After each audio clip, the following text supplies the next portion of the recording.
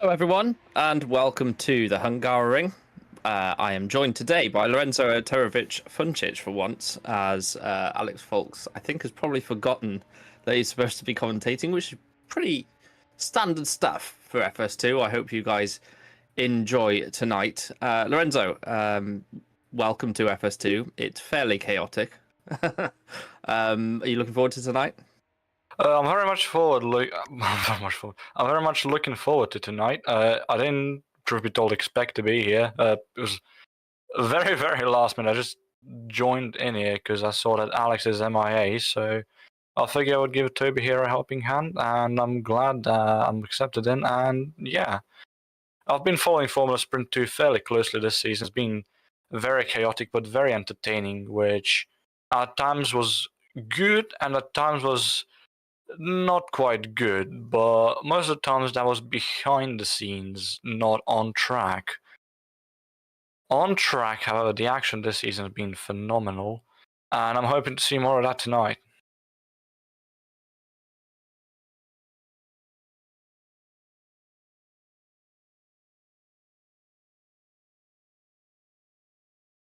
Yeah, it's definitely been an up and down season, hasn't it? Yeah, very much so. We've had many drivers contest each other for the title. We have seen, obviously, Sandeep Singh as be. Oh. I am having some Discord issues. I apologize. Let me restart. Hang on 2 seconds. I just did a whole load of waffle. I don't know how much of that you heard. Give me 2 seconds. 2 seconds. Right then. Well, while we wait to... Oh, never mind. Toby is very quick. Yes, the computer should work, but for whatever reason, Discord was bugging out then. I apologize, Lorenzo. I didn't catch anything of what you said, and just... yeah. I was going to mention the championship. I assume you did. Sandeep Singh is, as we say, absolutely top of the pile. Has been for a while this season now, and scored very highly. In fact, his highest scoring round to date last time out, which obviously was at Belgium.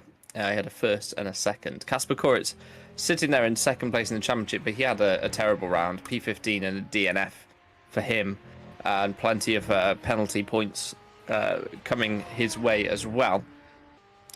Brody Lawless is no longer with us, and James Knox, I don't know if he's racing today or not, but he's put a request in. He is racing, but he's put a request into do SL2 as well, so he's diverting his attentions, I suppose. And I don't know, I can't see Junior Lopez in the list. Oh, he is. He's third position in practice, so he is here, but yeah, it's going to be quite... I mean, it's currently plain sailing for Sandeep right now. Yeah, I don't see anyone contesting currently Sandeep for the Drivers' Championship unless Kasper Koritz manages to pull back the massive deficit he currently has. As we did mention, Brody Lawless is no longer competing with us, but I do feel like if he was, he would definitely be up there, challenging Sandeep. And another person who's no longer driving with us this season, Ben Skinner. He did receive a 4-round suspension following the Nürburgring race. However, he did say that once that suspension is done with, he will not continue racing this season, but will be back for 2026. Yeah, I mean, we can give people second chances where it's okay. And the other thing about Formula Sprint 2 is a lot of the guys and girls racing here are pretty new to sim racing, perhaps, or maybe they're a little bit younger than some of our, for example, Super League drivers. So there is one of those. It's one of those things where you can allow a little bit of breathing room for them to improve and potentially come back a little bit older and more wise. Now, the first laps are going in, and Mikhail Tuamala has topped the timesheet so far, and he has had pace this season on and off. And he tops the timesheets right now. Junior Lopez as well. And Sandeep Singh in P2. But he did actually set a faster lap in practice. He did a 32.0. So he knows he can do better. So for now, Tuamala and Junior Lopez for Scuderia Cup Clay 1 and 3. And as much as that is a very nice thing to see, I have a fairly strong gut feeling that that is not what we'll be seeing at the end of the session. I do feel like Junior Lopez will be able to secure top 5. However, something tells me that Tuamala will be dropping a bit further back, but will still be within the top 10. I can definitely see some people on this grid who could potentially beat him. One of which is Sandeep Singh, who's done a purple sector 1, and I feel like he might be on for a purple sector 2. No, it is green, however, and I think he will fairly comfortably beat Tuamala's lap time for now and go into provisional pole. Yeah, he going 2 tenths faster in the first sector shows I think maybe he made a little error on his previous lap, and this is obviously a much more competitive lap. He looks pretty good through the last sector as he exits the final corner, comes down the pit straight and crosses the line and does improve a 31.9, first time in the 31s that we've seen on the GPVWC server. It is very much down this start finish straight into turn 1, plunges downhill, and actually the cars can roll on the grid. You have to be careful not to allow that to happen. Make sure you have a foot on the brake pedal. And we're watching Alfie Denley now on his outlap. He bailed on his first run. We watched him go into the pit lane. So Denley yet to set a lap time. Just seeing if there's anyone else setting laps. We should talk about there are some replacement drivers. Haruki Jr., for example, driving for RGS. We've also got Mark Shilagi for RNG as well. Caroline, I'm going to say probably Caroline Harvig is driving for Venus in place of Caitlin Penny, who announced her retirement from FS2 at the last round. Renko Dezeo as well, joining up at Blue Horns. There is Remco, and we watch him as he falls off the track. He was struggling a little bit in SL2, wanted to drop down the divisions to have a bit more fun here. One time to note is Charlotte Menink in P13 for Venus. That would be by far and away her best qualifying of the season. So a good job by Charlotte so far. And there was one other driver, Danny Robbins, driving for Mapesbo. So that's another one who's come in. And also James Andrews at Potential GP, replacing Domenico Scarpelli, who, from what I've heard, is not going to be continuing with Potential GP for the remainder of the season. It's interesting. It's there's a lot of movers and shakers in FS2. I know quite a few of these guys have come from elsewhere in a big group to join up in GPVWC. So they're kind of moving around the teams, trying to find their home here in Formula Sprint 2. This is the lowest rung of the ladder where teams are involved. Obviously, there is Academy, but that's kind of turn up and race. FS2 is the kind of first step with teams, and of course, you do have drivers sometimes dropping down that potentially could be further up. Of course, we had Chris Butcher was a champion, I think probably 5 years ago now. We've obviously watched Sandeep Singh do the same this season. So it's a good mixture of people involved in FS2 as Manamana Kandan has returned to his seat, and that will not be a legal lap time, Mano, my friend. So he will have to go again. Unfortunately not, although he does seem to be continuing on it. So makes you wonder. We will see now whether it will be legal or not, and looks like it is. However, it wasn't a particularly impressive lap, so not much to note there. However, one person to be setting an impressive lap time currently seems to be Mikhail Tuamala, who has done a purple sector 2, however not quite good enough to beat Sandeep Singh for pole, as he's done a yellow sector 3. Yeah, yellow being not his personal best. To clarify, the in-game track limits have been turned off for FS2 and FS1, and this it presumably is because it's not working 100% correctly. So if you do extend, the lap time may still count in-game, but it's not a legal lap, and if it gets reported to the stewards, they will penalise it for exceeding track limits. So Victor Vanat popping up in P5 for Scuderia Fraccinera. Good job by him. And Juho Sopanen as well. being engineered by Amir Oates, coming through the last sector now. Green so far on his sector splits. He's only half a second down. If he's within 6 or 7 tenths, he could be in the top 15. Let's see where he goes. Unfortunately, lost another 4 tenths in the final sector, so 24th for Juho.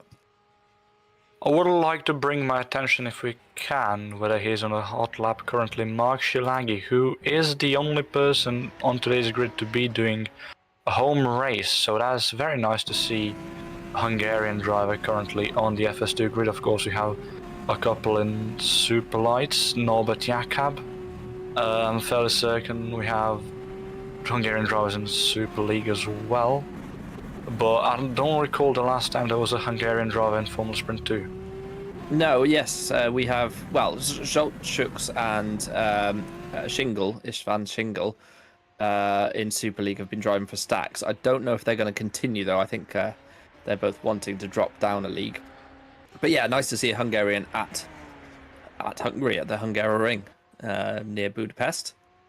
One of my favourite tracks, actually. I really enjoyed this track. A lot of people consider it a little Mickey Mouse, and it used to be, before some of the Herman Tilke changes, used to be considered similar to kind of Monaco. As Menink is going green again, and still only in 19th, I mean only, I say, still in 19th place, which is good for a Venus Motorsports driver. Can she improve through the final corner and move herself up into the top 15?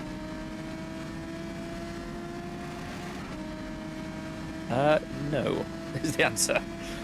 Still a personal best all the way through, but not enough to improve her position.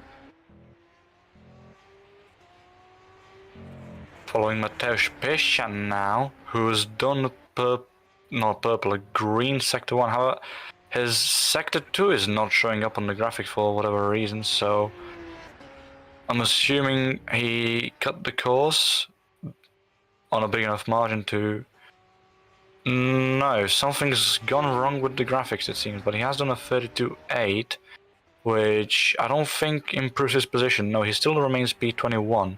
Bobby Vakuinov in P6, though, has done 2 green sectors and is 10th up in both, so personal best. He could be improving here, no, not quite. Loses a 10th again in first sector.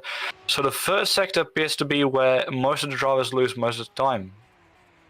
Yeah, I think some of that will be because they're doing maybe a couple of laps a time, and or potentially even that they push their tyres too hard on that first flying lap. And of course, by the time you get to the final sector, they're screaming for mercy, hoping that they will come off the car anytime soon. So yeah, it's one of those, if you push too hard in the first couple of sectors, sometimes you lose that little bit of grip in the third. This is quite a high downforce track, and it's one of those tracks where you know, you can overload the tires a little bit, overheat them. Not actually that high tire wear, but certainly the temperatures can creep up and up.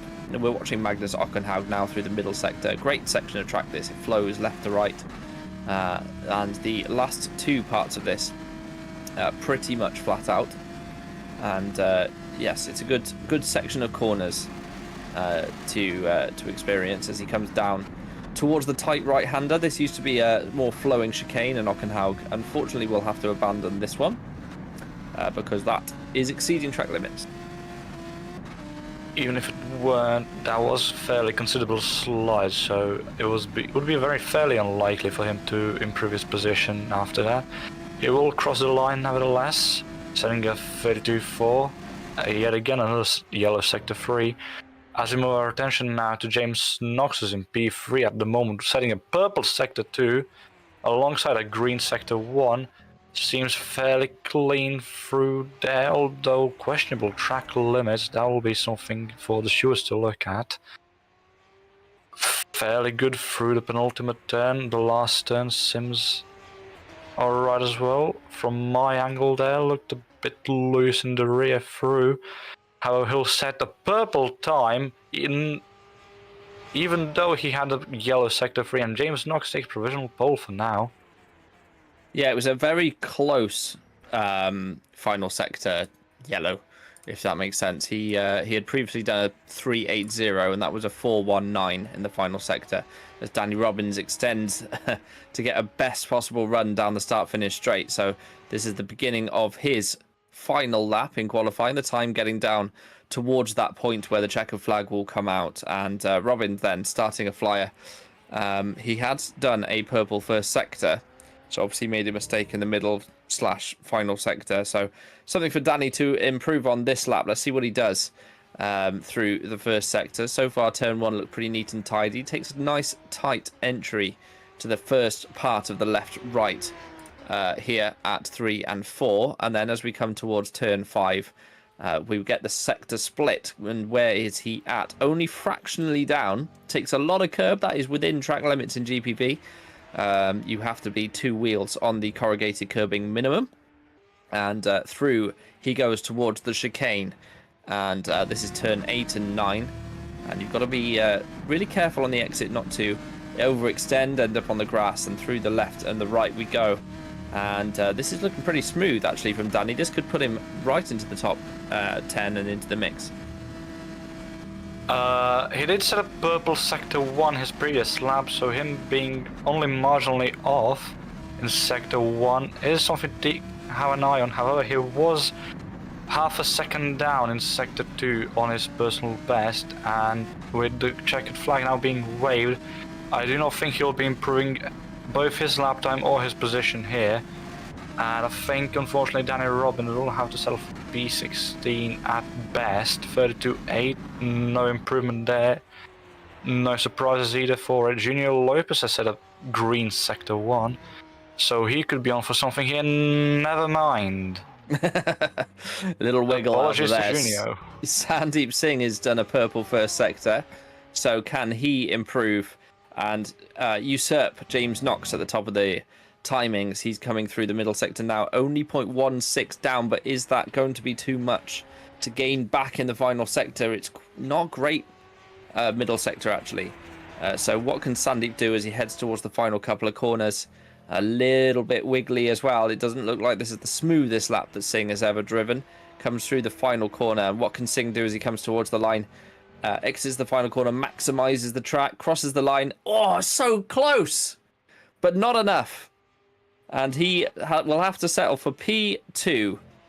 Joe Gillette I saw pop up into P6 as Chavinsky as well in the 7th position. This is Haruki Jr. coming through the final couple of corners. He's green. Can he improve his position? Currently P10 as he comes towards the line now. And 4th position then for Junior. So a good final sector, purple in the final sector for him. Craig Patterson crosses the line P13. And I think we're pretty much there. Looking at everyone's Joe Gillette. No, we're there. That is everyone done. Old news that he was... I saw he was still on a lap, but cruising around to the pit lane is Joe for Hunter Birch Simulation. So, session complete. James Knox then takes a very tight pole from Sandeep Singh, our championship leader. Junior Lopez P3 with Haruki Jr.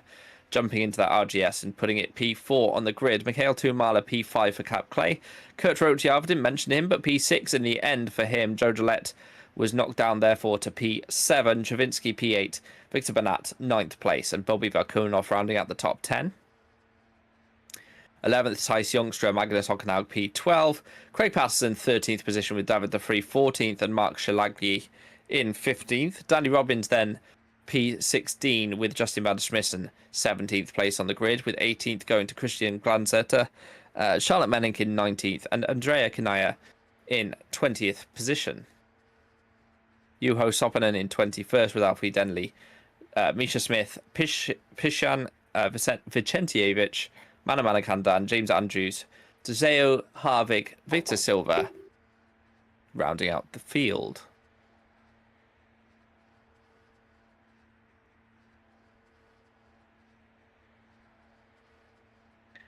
It's warm-up time, and warm-up time is mine and Alex's favourite part of an FS2 broadcast.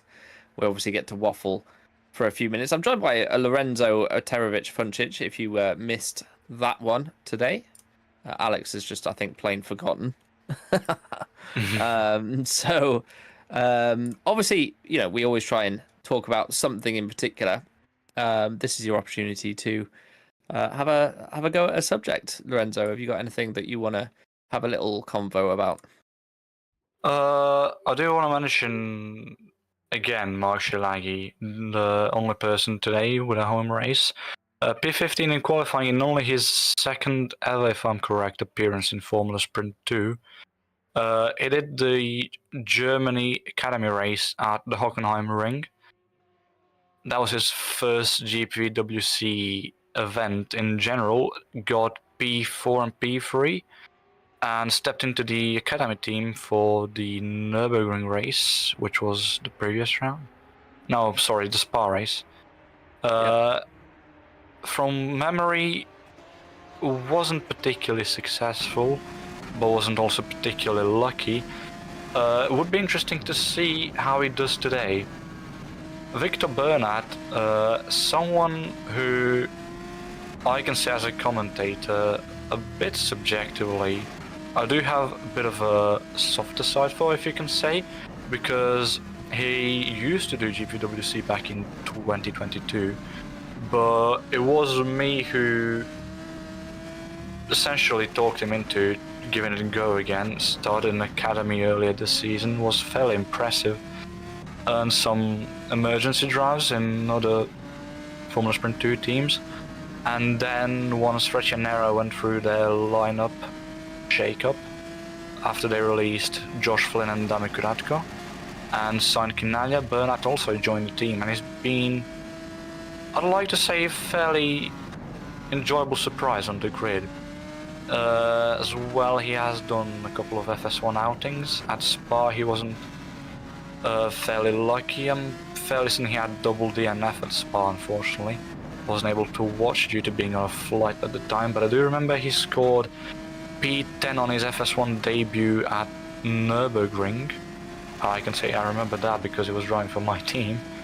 But I'd say he's definitely one to watch today as well. Vice Yongsha returns today as well after a couple rounds away, I want to say. Two. He also had a fairly good qualifying, so I'd like to see how he does today as well. Anyone else interesting on the grid? Craig Patterson has returned.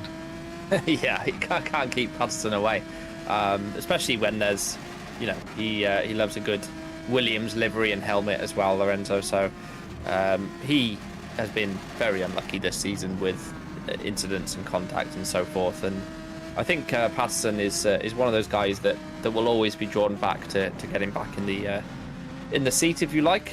And it's nice to see him around. He's been with us a while, so good to see him back. Just out of interest, there's been 62 drivers in Formula Sprint 2 this season, which is lots. The season's not over yet. I don't know what the record is, but it's getting on for, well, I mean, there's more than twice the number of drivers that there are seats available now. So yeah, plenty of drivers have had a go. And we've seen a variety of race winners as well. So it's been an interesting watch this season, but championship-wise, it's perhaps not the intense battle that we had last season. No, absolutely not. Again, due to off-track factors, I'd say the championship battle is not as close as it could be. Again, I feel like had Ben Skinner and Brody Lawless stayed with us through the season, that Sandeep Singh would definitely have a bigger competition. Kaspar Kurz and Junior Lopez at the beginning of the season seemed to be his biggest challenges, but as the season went on, they seem to have dropped off quite a bit. Kaspar Kurz is still in P2. However, if he keeps having the bad streaks he did at Spa, for example, I do feel like Sandeep Singh could walk away with the title a couple rounds early this season.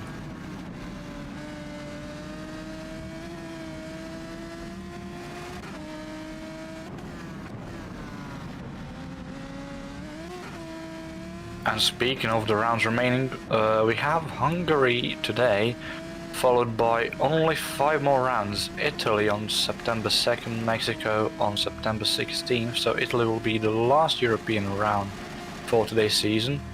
And after Mexico, September 16th, Singapore, September 30th, Brazil October 14th, and then a return to Abu Dhabi, which was not on the calendar last season, and I do not remember whether it was on the calendar the season before. That is a good question. I couldn't tell you, but it's nice to see a different finish than Brazil. I don't necessarily believe that Abu Dhabi should be the final round in Formula One. I feel like it's. I mean, we used to have Japan, didn't we? At Suzuka was the final round, and Adelaide before that, 90s and 2000s, and then obviously the Brazil round ended up being moved from the start of the season to the end. That was the end of the season in the late 2000s. Then Abu Dhabi ever since, I guess 2010, 2009 maybe. I couldn't actually tell you which one. I think it was 2010 because I feel like I recall 2009 still being Interlagos with Jenson Button and Braun. However, I was 3 years old at the time, so I'm not the most. The most best person to ask for that matter. No, I'm actually interested to see when Abu Dhabi came in. Yeah, so right, no, you're right, but you're not. So Abu Dhabi was the final race in 2009. But you're right, because Brazil was the race that Braun sealed the championship, so that's what that's about. And then 2010 was the final race, because Alonso got held up for the entire race by Petrov. And then 2011 was went back to Brazil for 2011. Was that the one that Vettel spun round and got hit by, I guess, was it Bruno Senna? Yes, it was Bruno Senna, and yes, it was 20... God, I can't remember if it was 2011 or 2012. Well, 2012 was also the Brazil was the final race. Yeah, and then back for 2013? Or was it 2014? 2014 definitely, I don't remember if it was 2013. Which season did they have randomly double points for the final round? Was that 2014? Yes. Yeah. So that was the one where Rosberg was desperately trying to finish the race with a broken car, wasn't he? Just in case something happened to Hamilton. But yeah, Hamilton won that one easily in there for his second title. Second of what should have been 7. That's a different debate. Which side of the coin are you on? Neither. I'm a neutral. You're a neutral to that one. Yeah. I'm a neutral. I just enjoyed racing. It's fair enough. I can't argue with that. Personally, I felt I was never really a massive Hamilton fan. Always been a McLaren fan first, but in that particular one, it was pretty clear that it was stolen from him, I think, by the FIA. I will say that decision to keep the lapped cars between them and just only between them to allow them to unlap was a bit interesting to say the least, but at the same time I do understand why they did it, because last lap dash for the championship is something that will attract massive viewership, and with Liberty Media and whatnot now being not in control, in ownership, and with Drive to Survive and whatnot, that would definitely bring in a massive fan base to the sport as well. But at the same time, for people who have been in the scene for long enough watching the sport, it definitely does leave a very sour taste in your mouth. I think because more than anything, it is a sport, or should be a sport first. It's entertainment second, right? And exactly. sporting wise, the FIA got all of that horribly wrong, in my opinion. At the final round in 2021, they just made it up as they went along, letting only certain drivers through, not letting them get to the back of the pack. Just rubbish, really. Yeah. But that's my opinion. I'm sure other people have different ones. Both were deserved champions, don't get me wrong.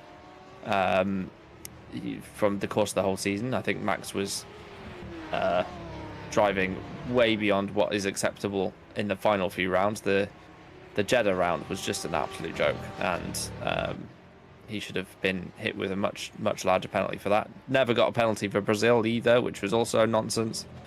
So yeah, it's been better since 21. Certainly, the track limit stuff they put in place has made a difference.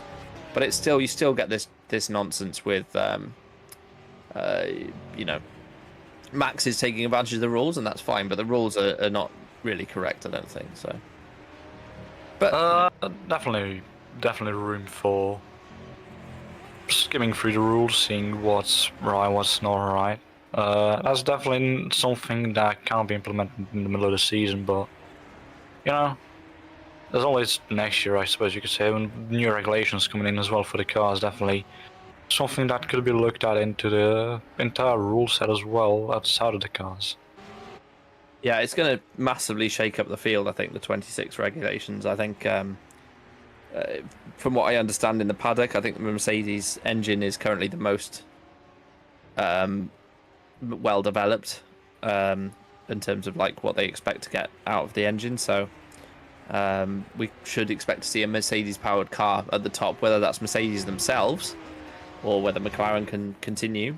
I don't know, but it is a different philosophy to the ground effect stuff that we've had. I mean, the floor is much more flat than it has been recently. So yeah, it's going to be very interesting to see who is where.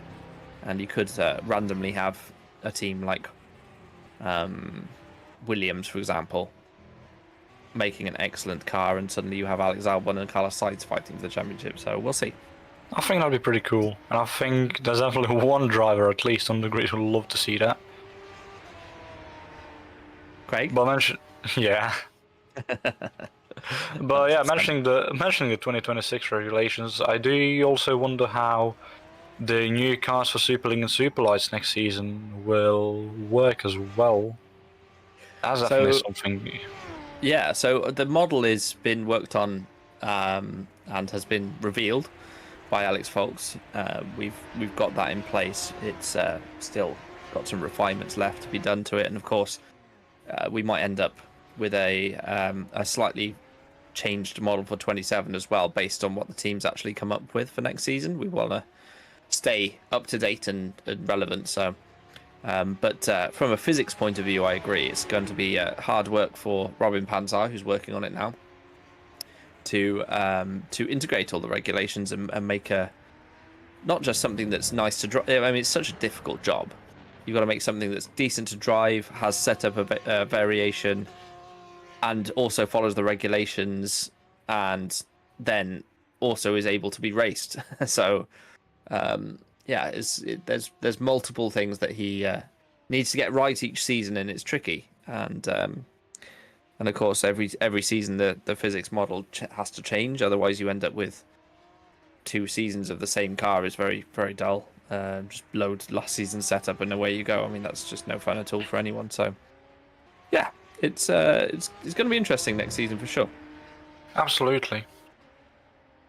But as next season, I feel like we should go forward to our current season, and hopefully today's race is going to be fairly good. All the races, actually. We have to sort of, as Victor Bernat is drifting around the Hungaroring, we have to remember that we are watching FS2, of course, so it's this is very impressive. He's very good at this. Not anymore. That was very impressive, to be honest. Yeah. Very good. Drift king out there until he had a wall. Hopefully we don't see that on the race as well. Yeah, 100%. Right, warm-up is done. It's about this time I always ask Alex who he thinks will win. And I think today it's probably between 3 or 4 drivers probably in the first race. We've got James Knox, Sandeep Singh, Junior Lopez, Tuamala were the kind of 4 that were battling away for the top positions. So I'm going to ask you, who do you think will win race 1 today? I feel like I can fairly comfortably say who I know will be on the podium if they're not involved in incidents, and that's going to be Knox, Sandeep Singh, and Junior Lopez in no particular order. Any 3 of them could win the race, realistically speaking, if they stay out of trouble and keep themselves clean. but I can definitely feel like if they stay out of trouble again, that they can comfortably seal the podium. Mikhail Tuamala has been a pleasant surprise in qualifying, I will say. I think this is his highest qualifying finish this season, although I might be misremembering. And one other driver who I did not expect to qualify as high as he did is Haruki Jr. So Yes, I feel like he's definitely one to keep an eye on. He might throw a spanner in the works in there. Although I don't feel like he can outright to win unless he gets fairly lucky. But I think the first Filipino to participate in Formula Sprint 2, Haruki Jr., I feel like this is something he can be very proud of. Is that right? I checked the website, but unfortunately I am unable to. Yes, we're working on that. Well, I say we. Will Panisi is working on that as we speak, trying to get that back up and running, and he's pretty confident he will. But yes, that is being worked. So it would be nice to have the website up and running right now, but currently down for maintenance, required maintenance. So yeah, right. We have the formation lap underway. Would you like to read the grid out, Lorenzo? Absolutely. Alright then, on pole position for the first race of the day, James Knox, who appears to be moving on to Fusion soon, but not quite yet. Sandeep Singh in P2, Junior Lopez in P3, and Haruki Jr. in P4, Tuamala and Rochav in P5 and 6, Joe Gillette and Chavinsky in P7 and 8. In P9 for the first race, Victor Bernard, who we saw doing fairly good drifts earlier, and Bobby Vakunov in P10. Vice Junction, Magnus Hockenheim P11 and P12. Craig Patterson in P13, David De Vree in P14, Mark Shilagi in what would be the last points being position and his home race P15, Danny Robbins in P16. Justin van der Smissen and Christian Glamset in P17 and 18, Charlotte Manning in P19 for what I think is the best qualifying result this season for Venus. Andrea Kinnard in P20, Juho Soppanen in P21, Alfie Denley P22, Misha Smith in P23 and Mateusz Pishan in P24. Johannes Lepit and Mihailo Vicentievich in P25 and P26, Manu Manikand in P27, James Andrews P28.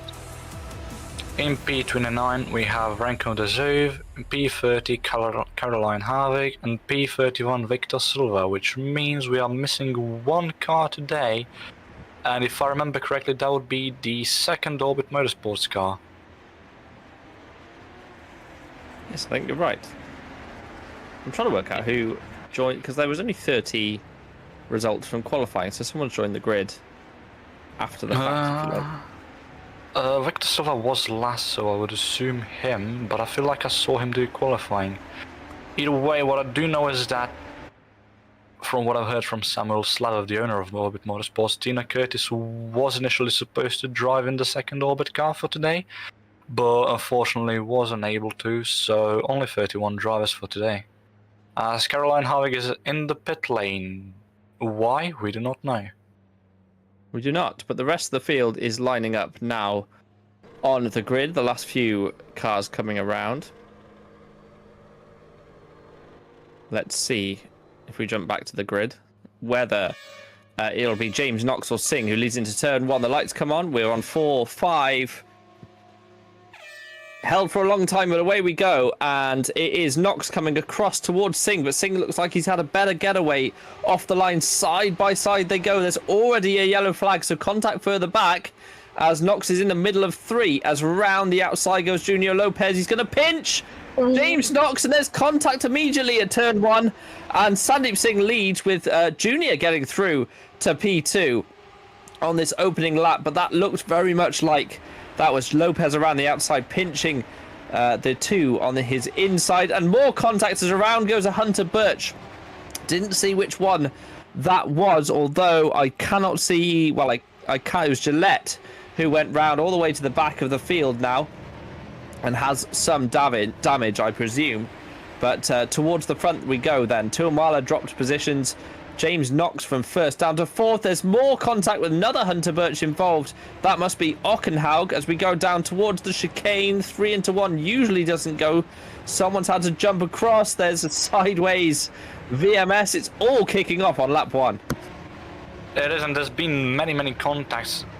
What we saw in turn 1 could have turned out way worse, but unfortunately enough, James Knox did manage to save his car, as well as Junior Lopez, although he had a bit less of a half spin, you could say. Christian Glamsetter, who we're looking at now, is battling Mark Shilagi, who dropped 5 positions. Well, 5 now, was 6, but now is back into P20.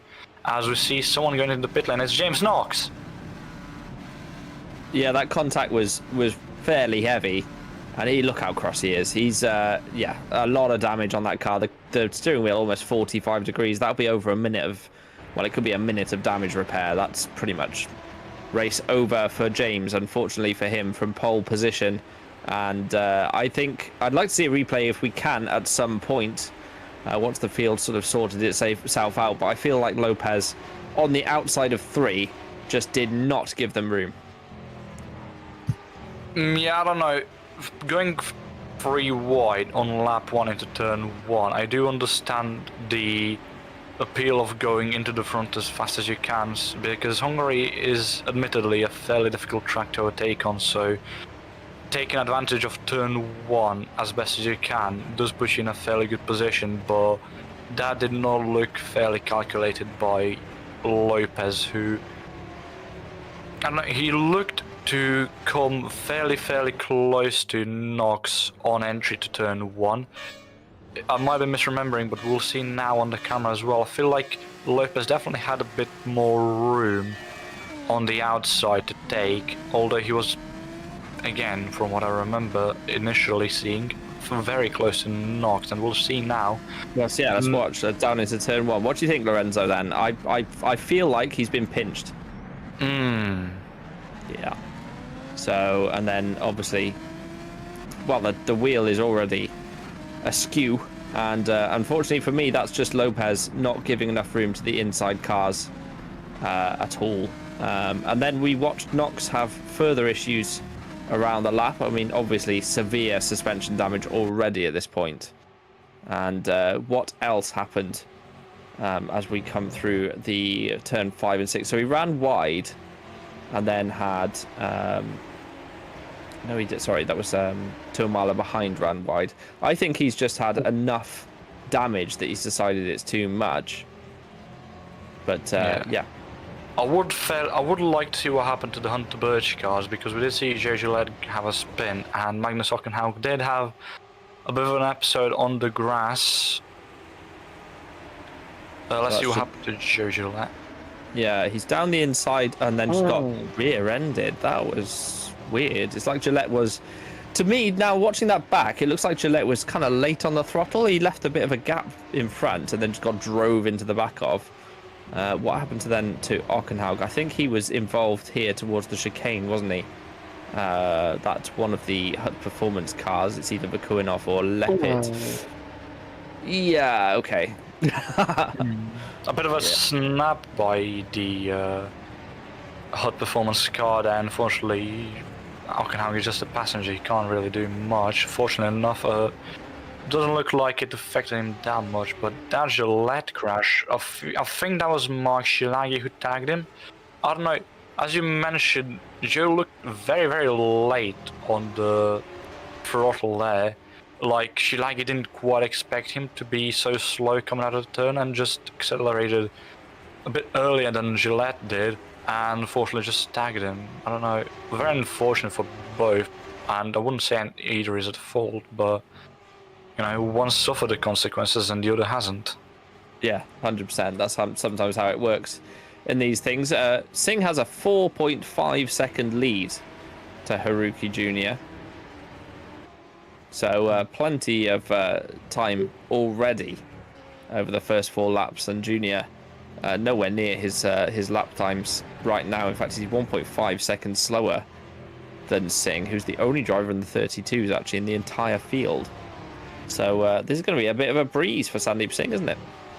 Yeah, I feel like if Sandeep just keeps his head on, which he's fairly good at, he'll comfortably win this, but I feel like the major battle for today's race is going to be this battle for P2, because Haruki Jr., as you just mentioned, 1.5 seconds slower than his usual lap time, so he's essentially just holding up the field right now and trying to coast to a fairly comfortable podium, although he does have a very hungry Cap Clay team behind him, as well as Kurt Rochav, and Filip Chavinsky might be joining the train as well as the rest of the top 10 if this continues. This is a fairly long train, stretching from P2 to P8, with more drivers to join in, it seems, as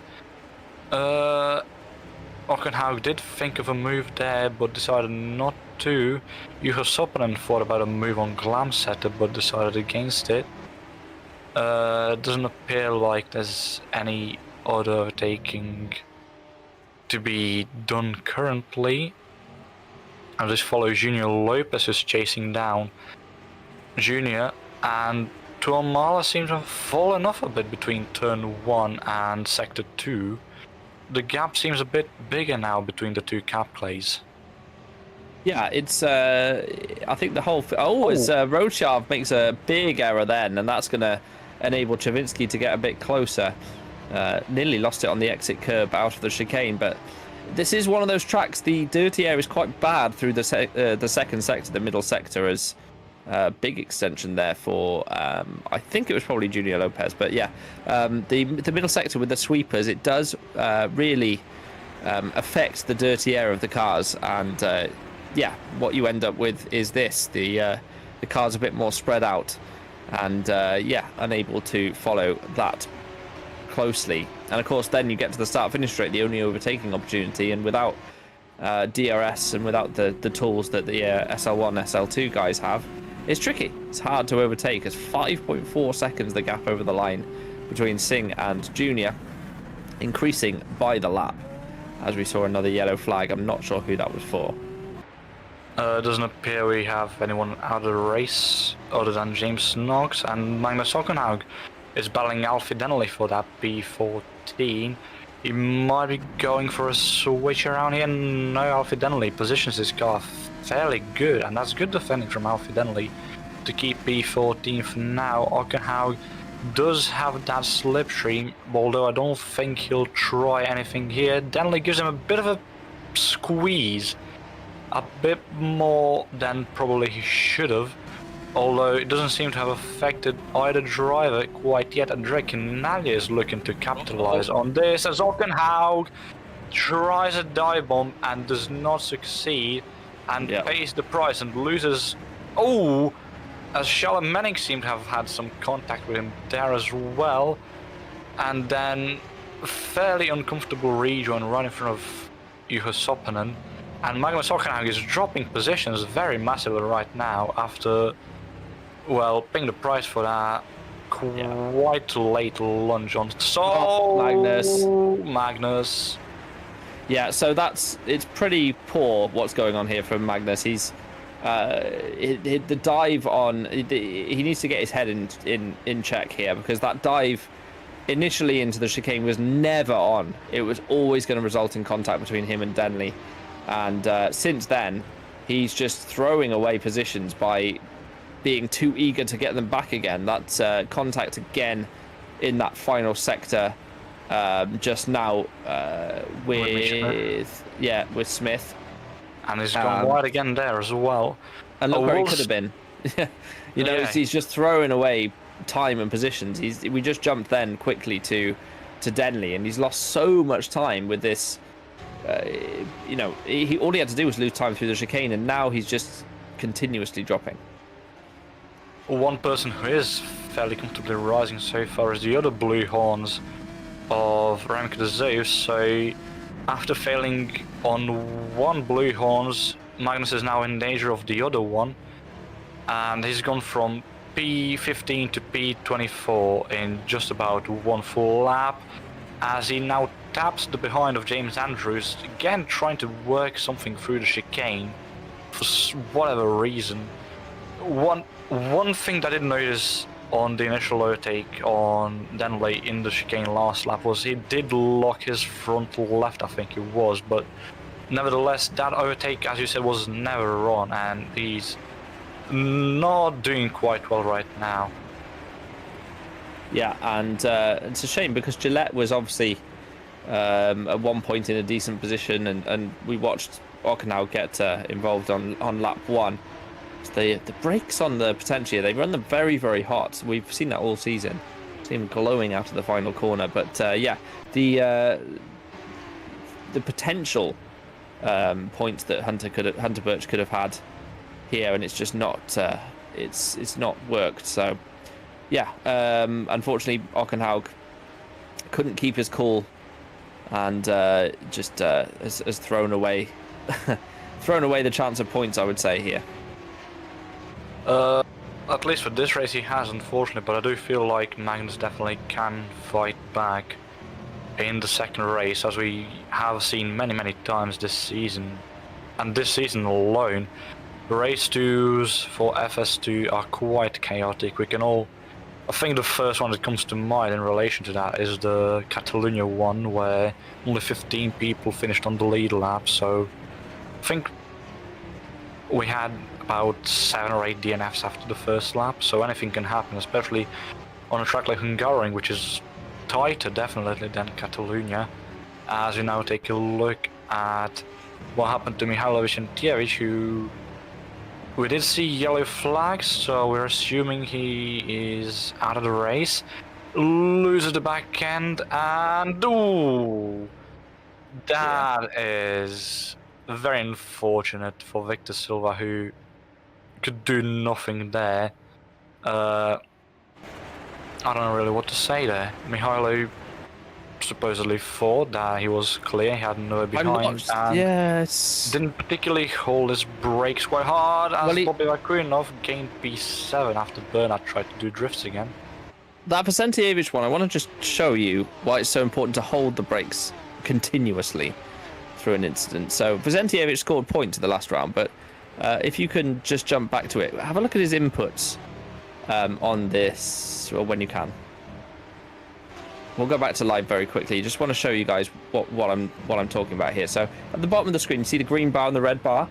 So what's happened here is he's gone sideways through the corner, lost the back end, locked the brakes. That's fine.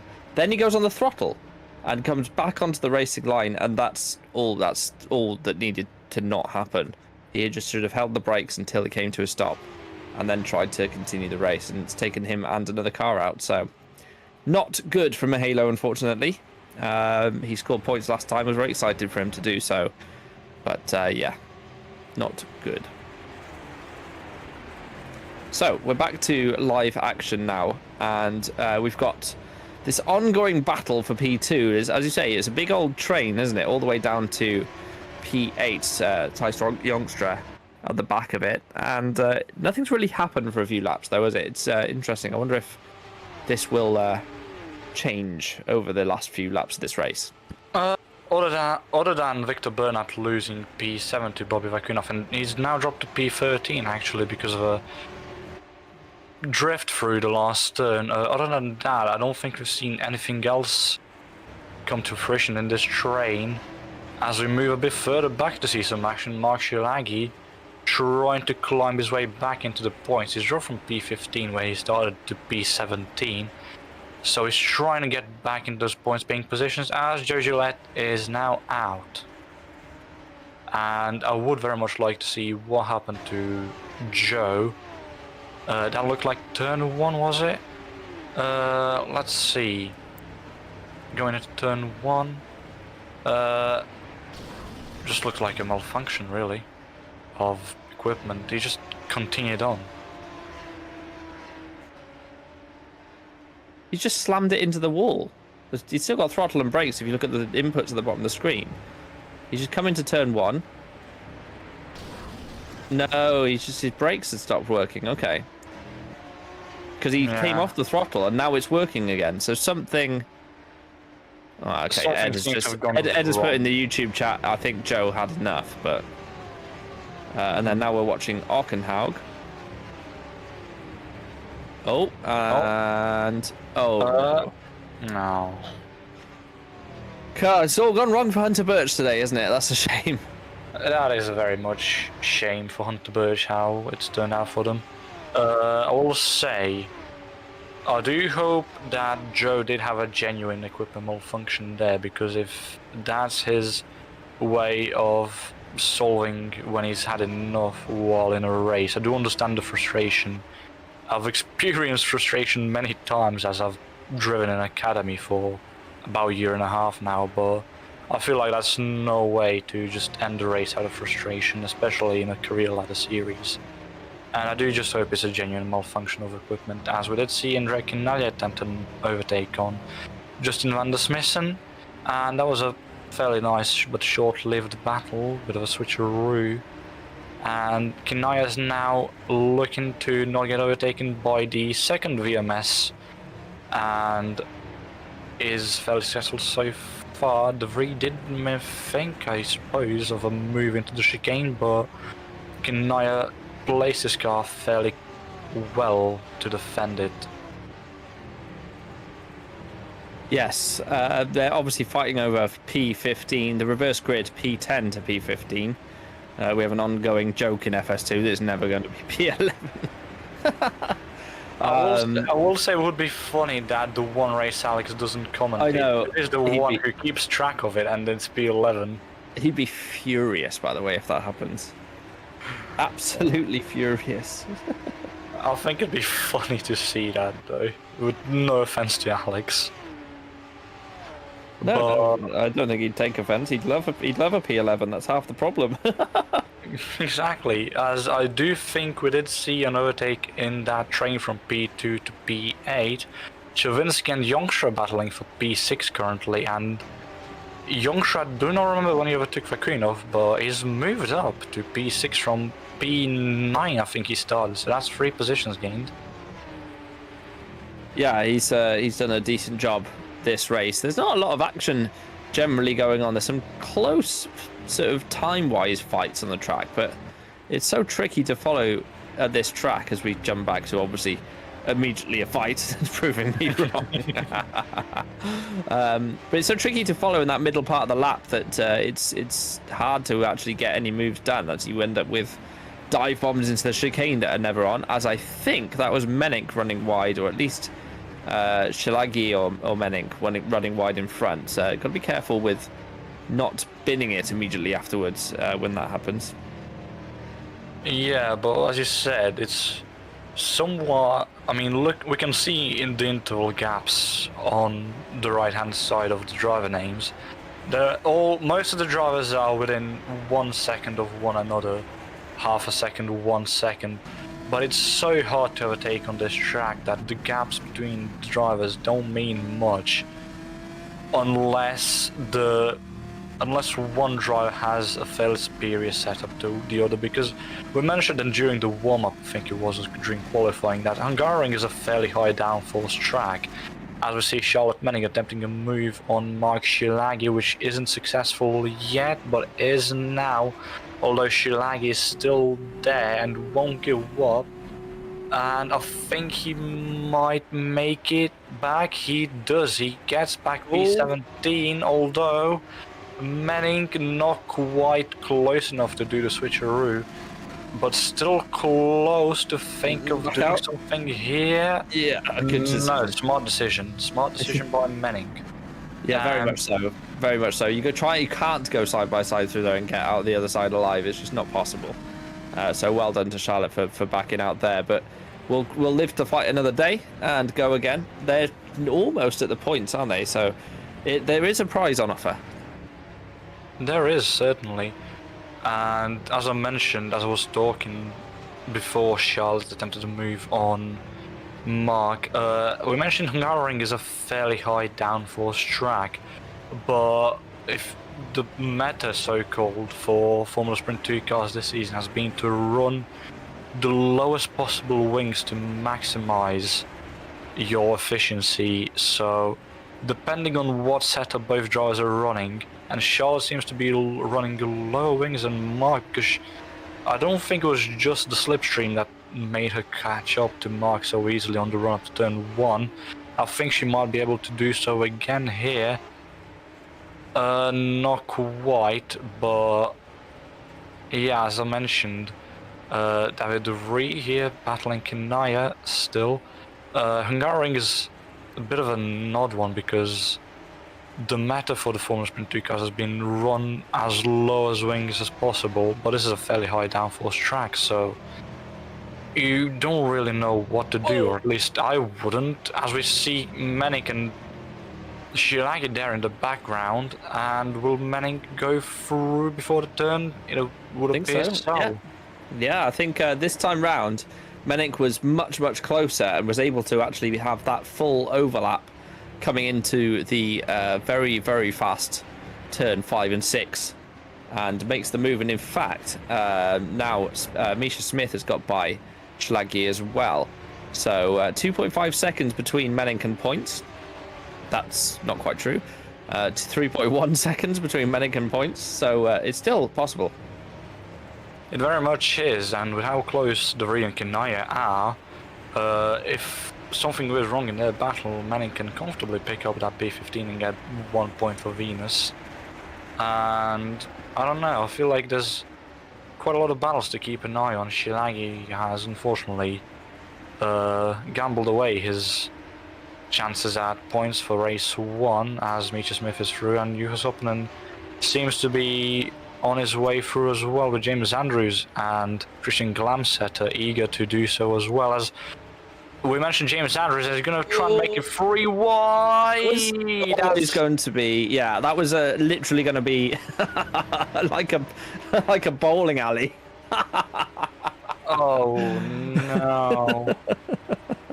Oh, James has nearly done it again in turn 2. Yes, that was never going to work from that far back, and yes, I'm talking about. Do you remember the first lap in 2019? Was it 2019? Yeah. I don't know. We'll say James Andrews. I feel like he did nothing wrong with that dive bomb. It's just the fact that Juhas Opponen did not expect it so late, so he had to turn in later than he would for the turn to make room for Andrews. And Glamsetter being on the outside, he would not be able to see Andrews' car going for that dive bomb, because, well, Sopponen would be in the way. So he turned in without knowing Andrews would go for that gap, and just turned into Sopponen, and then that caused Sopponen to turn into Andrews, and we saw the situation that unfolded. Yeah, it's 3 into 1 don't always go. I'd love to see that on board from Andrews' POV though. You can see it coming from halfway down the straight that's what might end up happening, unfortunately, but there we go. So 3 laps to go. Singh has got a 17-second lead out in front, in a world of his own, and probably highlighting the fact, and it's up to him, but he probably deserves to be in a league a little higher than Formula Sprint 2. As we go into turn 2, but on that side by side here with Van der Smissen, still side by side. Is he going to leave him room on the exit? Yes. Now, will Van der Smissen do the sensible thing here? Because I don't think he's alongside enough and back out. If I know Van der Smissen, he won't.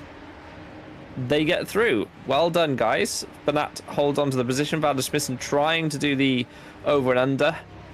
Unable to do so. They're battling away over the final points here. And it's 2 Freccianeras versus 2 VMS Sun Edits. So can Bernat hold on? I feel like he could, but at the same time, he does have his teammate and 2 VMS behind him. So anything can happen here if both cars work together fairly well. If one can get past the other, for example, if the VMS of Devry can get past Kinaya, I feel like the VMSs could definitely work together to both get past Bernat. But if Kinaya can get past Van der Smissen, both of the Freccianeras can just go off and leave the VMSs behind. And I feel both things are very likely to happen. Just it's a question of which one will happen first. And I think we're gonna get our answer now, as Kinaya is looking to go on the outside of Van der Smissen. But Van der Smissen closes the door and De Vries goes through on Kanaya, but not quite yet. Kanaya is still there, and having the inside line here, he might just be able to defend the position for now. Bit of bumping there. De Vries not quite close enough to get back at him, and I think he'll go down to the final lap this one. Yeah, they've probably got one more realistic chance down into turn 1 to make the moves they need to gain the positions. Van der Smissen gets a good exit out of turn 6, isn't it? And on the inside, contact into the chicane. That wasn't on in the end. And unfortunately, turn 7 and turn 8. He's come out of turn 7 into the chicane at turn 8 and not quite had enough overlap for that. So ends up missing out. Yeah, and as I mentioned, now with the Fresheneras together in front of the VMSs, I think they can work together to increase the gap on this final turn, as Bernard is dropping massively. So he's letting Van der Smissen back through, I guess on the theory that he feels like it was his fault. So that's interesting. We'll have to keep... in fact, if we can... Once we get through the turn 1, turn 2 nonsense, let's have a little look, see if we can pull up a replay. But look where Menink is. Right on the back of this train now, and in the hunt for points. She is, and it's... Sorry, go on. No. I was just going to mention how it's unfortunate that this battle is unfolding, as I did see Mateusz Peshan seems to be glitching between positions, and Vice Yongsha's overtaken Kurt Rocha for P5, so Yongsha's gone up into the top 5 now. But I feel like this battle right here is way more entertaining at the current moment, as Bernard's dropped outside of the points now, so he did look fairly slow through the third sector here. Not quite so through the first sector, however the first sector is arguably faster, more speed carried out through the first sector than the third sector, but Bernard has lost out massively on positions now. What could have been P13 is now going to be P16 if he isn't able to go through the Vries. And that could be critical, because a reminder is P10 to P15 are the reverse grid slots. We've missed Singh crossing the line because he's so far in front. But Sandeep Singh has taken victory in race 1 today. It's going to be anyone's guess who comes through in these positions. Junior P2, Junior Lopez has crossed the line in P3 as we come through the final couple of corners. This entertaining battle, and Bernat defending thin air into the final corner. Menink might be able to get a run onto the start-finish straight, and does, and goes round the outside and takes the position. So, but do you know what? Bernat might be out of fuel. He looks like he is. He's on full throttle, and the car is going nowhere. He's out of fuel. So that's what that was. So he's let those cars through because he's run out of fuel. Look, he's going to struggle to make it past the turn 1-2 safety zone actually here, you know. But that's what happens. But that was lifting and coasting, realised his mistake, and has completely emptied the tank. And that's why out of the final corner the engine must have been stuttering, and through went Menink into P16, missing out on a point. May not still have that, and you can't do that, Victor. You've got to drive the first couple of corners safely. I mean, I know he's out of fuel, but that's going to be a warning at least. So this is what happened between Van der Smissen and Bernat, and that was entirely Van der Smissen's fault. So I thought Bernat was letting him through, but obviously realised his fuel, and presumably was letting through his teammate. So yeah, while we're on the replay, one thing I would like to see is I did see Danny Robbins battling Bobby Vakunov on the final lap for P8, I think it was. And I did see them swap positions quite a lot throughout Sector 3, so I do want to see the battle on that unfolded there between Robbins and Vakunov. We'll have a look at him. Have a look at him home with Van der Smissen, 100% outside of track limits of making that move. So again, if that's reported, that's a slam dunker. You cannot overtake off track. Here we go then. So on board with Pishan. Down into turn 1 we go. What a lovely switchback that. Good stuff, proper stuff. And as you say, Thijs Youngstra, look on the inside as well, further ahead, down into turn 2. But yeah, Pishan squabbling away, unable to make the move stick eventually. And then we come towards 5 and 6. On the outside then, with all the slipstream in the world, does the up and under. But not able to make his way through, and then runs off track. What are we waiting for here, Fabian? Fabian seems to have been a bit confused. I mentioned Danny Robbins and Bobby Vakunov on the final lap, not Matej Pishan and Craig Patterson. But that, I mean, it's alright. Fairly similar sounding names, I will say. That's Sandeep's win. Sorry for not showing it. He's missing a front wing. No, he isn't. No, That's stupid Potentia livery. And anyway, right. So, well, yes, we can actually list the finishers, can't we, Lorenzo? We can. Want me to do it? Sure, go ahead. Sandeep Singh taking victory. Haruki Jr. fighting off the field for P2. Junior Lopez P3. They were a long way back, weren't they? So rounding out the podium, Mikhail Tuomala, his teammate in Scuderia Cap Clay in P4. Thijs Youngstra P5. Kurt Rutjav, 6th position with Filip Szyminski, 7th place. Danny Robbins for Mapesvo in 8th. Bobby Vakunov 9th. And Craig Patterson 10th. The first of the potential reverse griddy people. Behind them was Pishan, as we saw. Alfie Denley finished P12 in the end with Karnaya 13th, Van der Smissen and David de Vrij, the VMS, the team rounding out the points. Menink Bernat, Shalagyi, Glamsetter and Okanaug missing out. Behind them we had Sopanen, Andrews, Lepit, Tzeo, Harvig and Misha Smith, the final finisher. Mana Kandan, Joe Gillette, Victor Silva and Mihailo Vicentievich, DNFs, and of course James Knox, with that lap 1 damage having to pull in to retire. Time for a very short break. We will be back.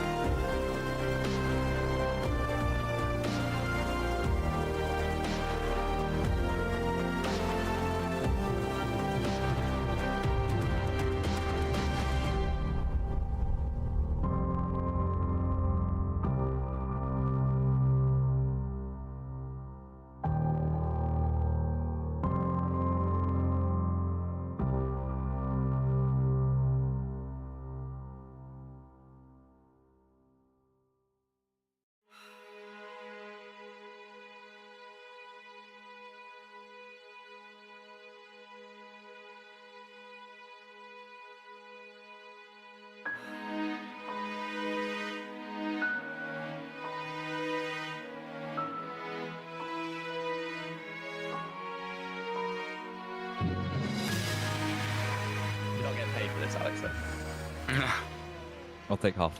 Good news, everyone. Alex Foulkes is here. Hello. Hi. What happened? It's a better be long good. story, actually. That's all right. We got warm up. Oh, we do, yeah.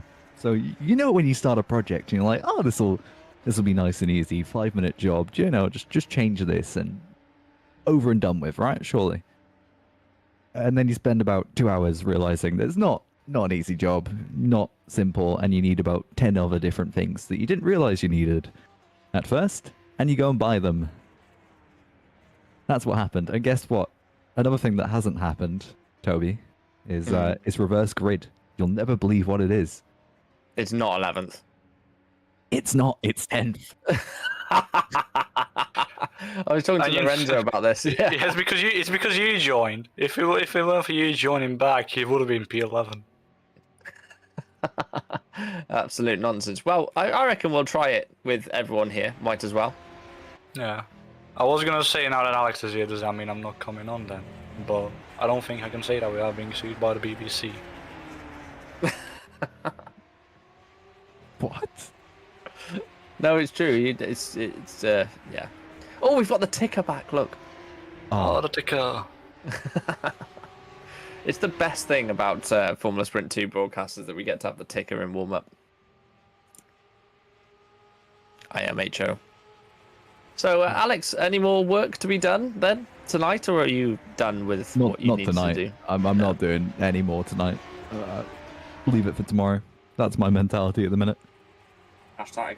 I feel you. I was talking to you in DMs. My roof fell in, Lorenzo, and I've had to spend the last. I literally came upstairs from repairing my roof. Sorry. Was this related to the toilet leaking? Or No, that was my other bathroom. No, yeah, this is my downstairs. The other bathroom. Yeah, this is the downstairs toilet, and it's the ceiling just fell through. Basically, I bought a house from 1890, and yeah. I mean, that's the whole story, really. I mean, Yeah, I don't know. absolutely. From memory, houses are supposed to be like fairly sturdy even after 100 years. Yes, well, When you have I water, it becomes a very different story. Just don't have the water then. well, Yeah, just the don't trust. person who put the roof on the toilet before put the bitumen. By the way, that's a word I've said way too many times today. Bitumen roof tiles on upside down, so they'd cracked over. I obviously never noticed because they look the same. They're black either side, right? But they went upside down, so they were just wearing. I mean, surely there'd be like a texture difference or something that'd be noticeable to the eye, and surely like it's shine a UV light or something. I don't know. Well, you can see the difference when you're looking at both sides at the same time, right? But Yeah, the problem is you can't look at one of the sides, can you? yeah, so it was already on the roof upside down. That's great. That's so lovely. Yeah. I'll put a picture in FS2 chat in Discord. I'm very curious. I'm very Fabian curious to put it to up see on how the this screen. happened. Yeah, can we have a view of Toby's bathroom, please? How quickly can you do this if I send you an image?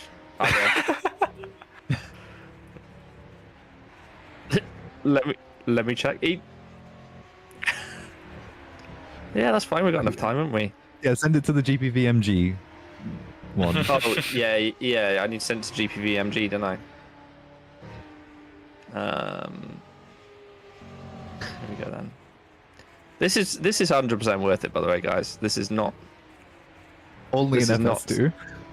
Yeah. So here we go, and then that'll do. There you go. That's all sent through to you now.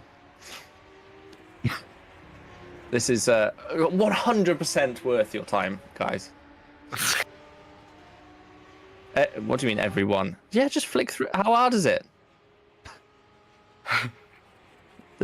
I've only sent you 5. Just flick through the photos. You can't hear Fabian whinging in the background.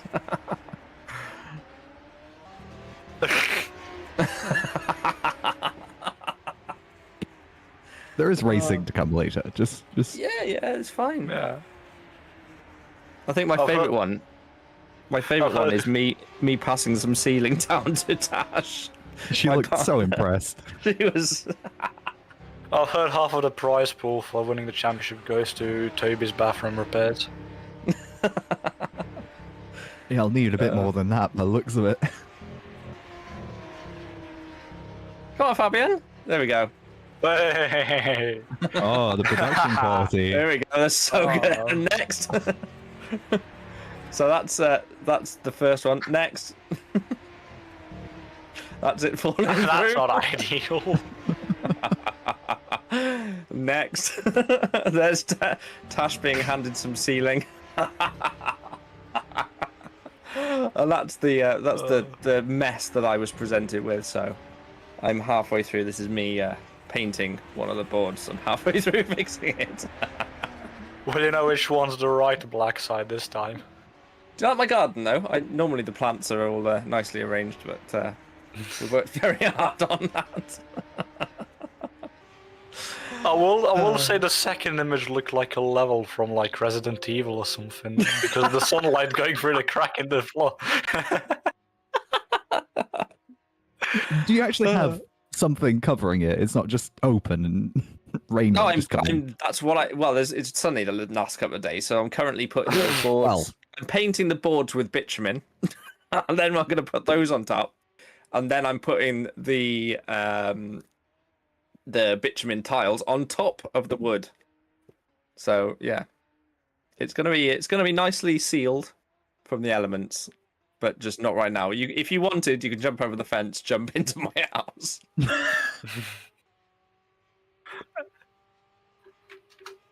I just hope I don't get doxxed right now because I could do without some GPVWC members in my house. If we ask Alessandro Maggia politely, he'll definitely clock it in like 2 minutes. And to be fair, it's not that hard to work out where I live. I think I'm pretty sure I've mentioned Sam's Grill House on the broadcast before, but if I haven't, best pizza in the world. I don't know. The places I've been to while I were in the UK last week were fairly nice. I did go to London for the Prix. That was pretty cool. After that, I did stay over at my friend who lives in Ventnor on the Isle of Wight. That was also a very nice place. I did go to Southampton. Southampton was alright. It's to be fair, Hampshire's beautiful, and the Isle of Wight itself is a beautiful place to go as well. It is. The Isle of Wight very much reminded me of my mother's side of the family island where they come from. Very hilly, although the Isle of Wight is it's just upscaled island that I'm talking about, Yeah. and it has more pastures because, well, more people and whatnot, more ground. I also don't remember seeing so many horses and cows in one place than on the Isle of Wight. I know exactly what you mean. We have lots of sheep in Wales, so formation lap's about to begin. Alex, it's your turn to do the quiz. We'll split it. Yeah. No, you'll do it. One Good page. luck. Each? No. Okay. No, Each just stand. Just rotate it. no. You're doing the whole thing, Alex. Don't rush it this time, Fabian. All right, starting with Paul is Craig Patterson with Bo Vakinov behind him, Danny Robbins and Phil Zabinski on row 2.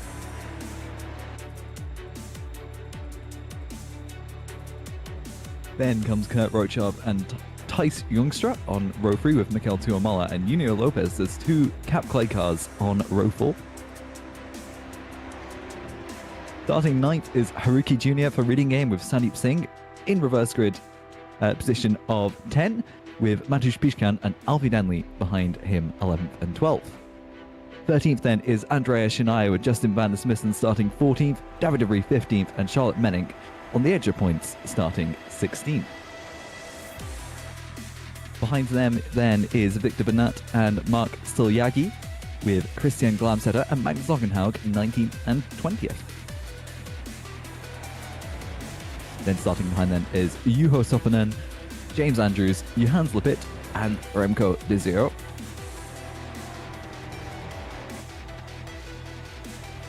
'25th, Caroline Harvick. Misha Smith is 26th with Mana Manakandan and Joe Gillette 27th and 28th. 29th is Mihailo Vicentievich, and James Knox starts last out of everyone, 30 cars. In 30th, 2 cars missing. I don't know who those are. I'm sure at some point before the start we'll get told.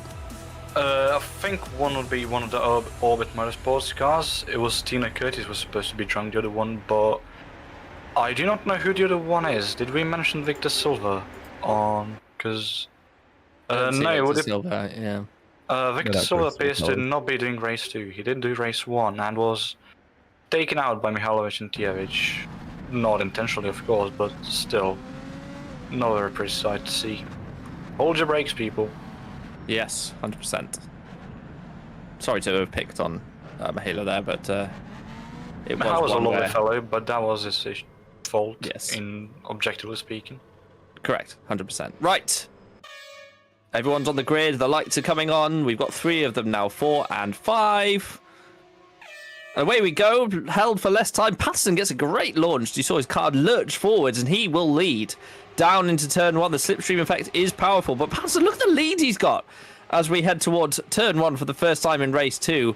And on the grass was Sandeep Singh in the Potentia, but manages to get away with it. But Patterson, what a getaway he got, and leads the field with Vakanov in second place. And Robbins trying to go around the outside. We've got a side-by-side between Chavinsky and Rochav. And Rochav is holding on to the inside as they head through the right-hander. And he just doesn't leave room there for Chavinsky. So Chavinsky coming down the inside now, slots back in behind Rochav. And that looks tight as we come through towards the right-hander for the first time. And sideways at the back of the field, that was Sopanen. And there's going to be contact, and out goes the Potentia. And that's James Andrews, who's going to be out of the race. And Remco de 0, unfortunate victim in that particular one. Joe Gillette as well, looks like he has been mixed up in some sort of drama as there's a front wing doing 1 FPS across the track. Alex, an opening lap then so far that's been a little bit chaotic, but Patterson, what a jump. Yeah, Patterson had an amazing start, and there's a couple of drivers who've had decent starts as well. Charlotte Menning up 2 positions already from P16, now deep into the points, 2 points for her currently on the table. Magnus Lockenhaug here attacking with Victor Bernat, and there was 3 retirements from that incident at turn 4. Christian Glanzeder was involved. We saw him escaping to the pits just in the background, watching Joe Gillette come through, who has now since got past Johannes Lepit at the back and is now 26th. But here's Haruki Jr. then in the Reading Game Motorsports car, attacking Junior Lopez down the inside into turn 1, later on the brakes, and has the better line, the better exit. Junior Lopez runs off the track and now has the inside line heading into turn 2 here, and does not go for the move, opts to stick behind Haruki Jr. Sandeep Singh's on the back of these 2 as well, and will get the slipstream into turn 4, which is not an overtaking opportunity, but it is possible. We've seen it done before, and we have a yellow in sector 1. It seems to be Juho Sopanen dropping down the order once more, and a lot cleaner through turn 4 this time. James Knox has come out of the race. Something's happened to him, but here's Craig Patterson at the front, slowly been caught up by Bobby Vakanov. That 0.4 of a second advantage that he did have off the start being eaten away through the second sector. But as we head onto the main straight, it seems Craig Patterson will have the advantage of the clean air ahead of him and will grow that gap. Absolutely looks that way, and we have the yellow flags in sector 2 again, although they've cleared now, so it's unknown what happened there. As we see Junior Lopez trying to make a move on Sandeep Singh, and not quite successful there, and Mateusz Biszczan seems to be trying to squeeze his way through, not successful. Not enough room. Alfred Denley is right behind him, and Alfred Denley, who got fairly good points last race, seems to be wanting more of them. Sandeep Singh, after that bit of a squabble where Junior Lopez has seemed to peeled off quite a bit more, and Mateusz Biszczan seems to be going for a dive bomb here. A bit of a contact there, but he's gone through, and he's, well, essentially pushed off Lopez there. He's not giving him very much room. on the outside. Lopez will try and get him back. Not enough room for Lopez yet again. Although he's trying to make it work, and he might, although he might have to yield here going into this turn. How far alongside Mateusz Pishan is, and he's through by Mateusz Pishan, who's gone very, very wide there. Denley was looking to take both. Now has Van der Smissen behind him, Toby. Yeah, it's clear that these guys are not going to stick about in this race and follow the leader. They're going to try and make their moves where they can. It was very tight with Lopez and Pishan into turn 2, and Lopez somehow made that work. And to be fair, was given room by Pishan on the exit of turn 3, which we have seen problems before. But Thijs Jongstra here still ahead, although it doesn't look like Stravinsky wants that to be for very long as he goes down the inside into the penultimate corner. I think he might have cleared him. He's very close.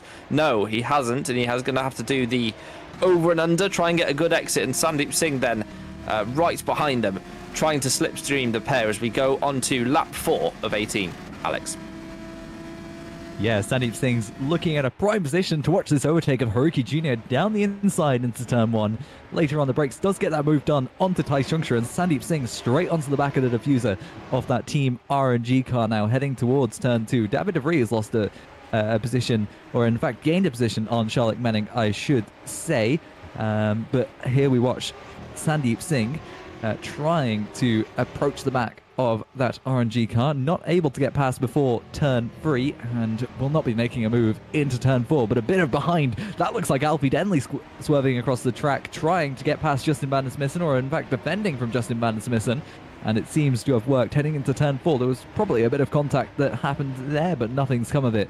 But as we look ahead once more, the intervals between all of these cars, in fact, there's hardly a second anywhere up until P20. Most of these cars separated by less than a second. Charlotte Menning's onto the gravel, onto the grass there, and down the inside of Victor Bernat, there's contact, and a wheel's come off of someone. It looks like it's Victor Bernat missing a rear right wheel, and that's not gone well at all for Victor Bernat. Now out of this race. Juho Sopinen's out of this race, and Charlotte Menning as well into the wall, making contact, I believe, with Misha Smith, and into the wall. That's ruined the race for Venus Motorsports, and that will likely be, unless Charlotte Menning makes it into the pit lane and is able to change that wing, will make 6 retirements already in this race.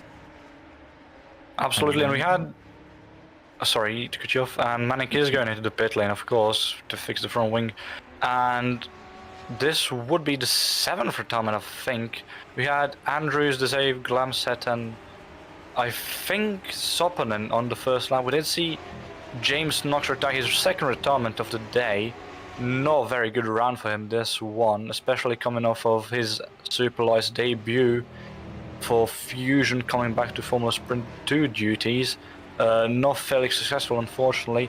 We did see it was Kinaya, not Berna, who was involved in that tug of war with Charlotte Menning, and Charlotte Menning herself is now out of the race. So we're now down to 23 of 30 drivers who started the race, as we see Thijs Jongstra still defending fairly well from Haruki Jr., who I will add P2 in the previous race. I do not recall how many previous rounds of Formula Sprint 2 he has done, but to get P2 on such an early start to your career ladder well, is very, very good, and I think he'd be proud of himself, and I think he'll definitely be looking to repeat that, although he does have Sandeep Singh and Junior Lopez right behind him, and I think Sandeep Singh might have something to say about that, Toby.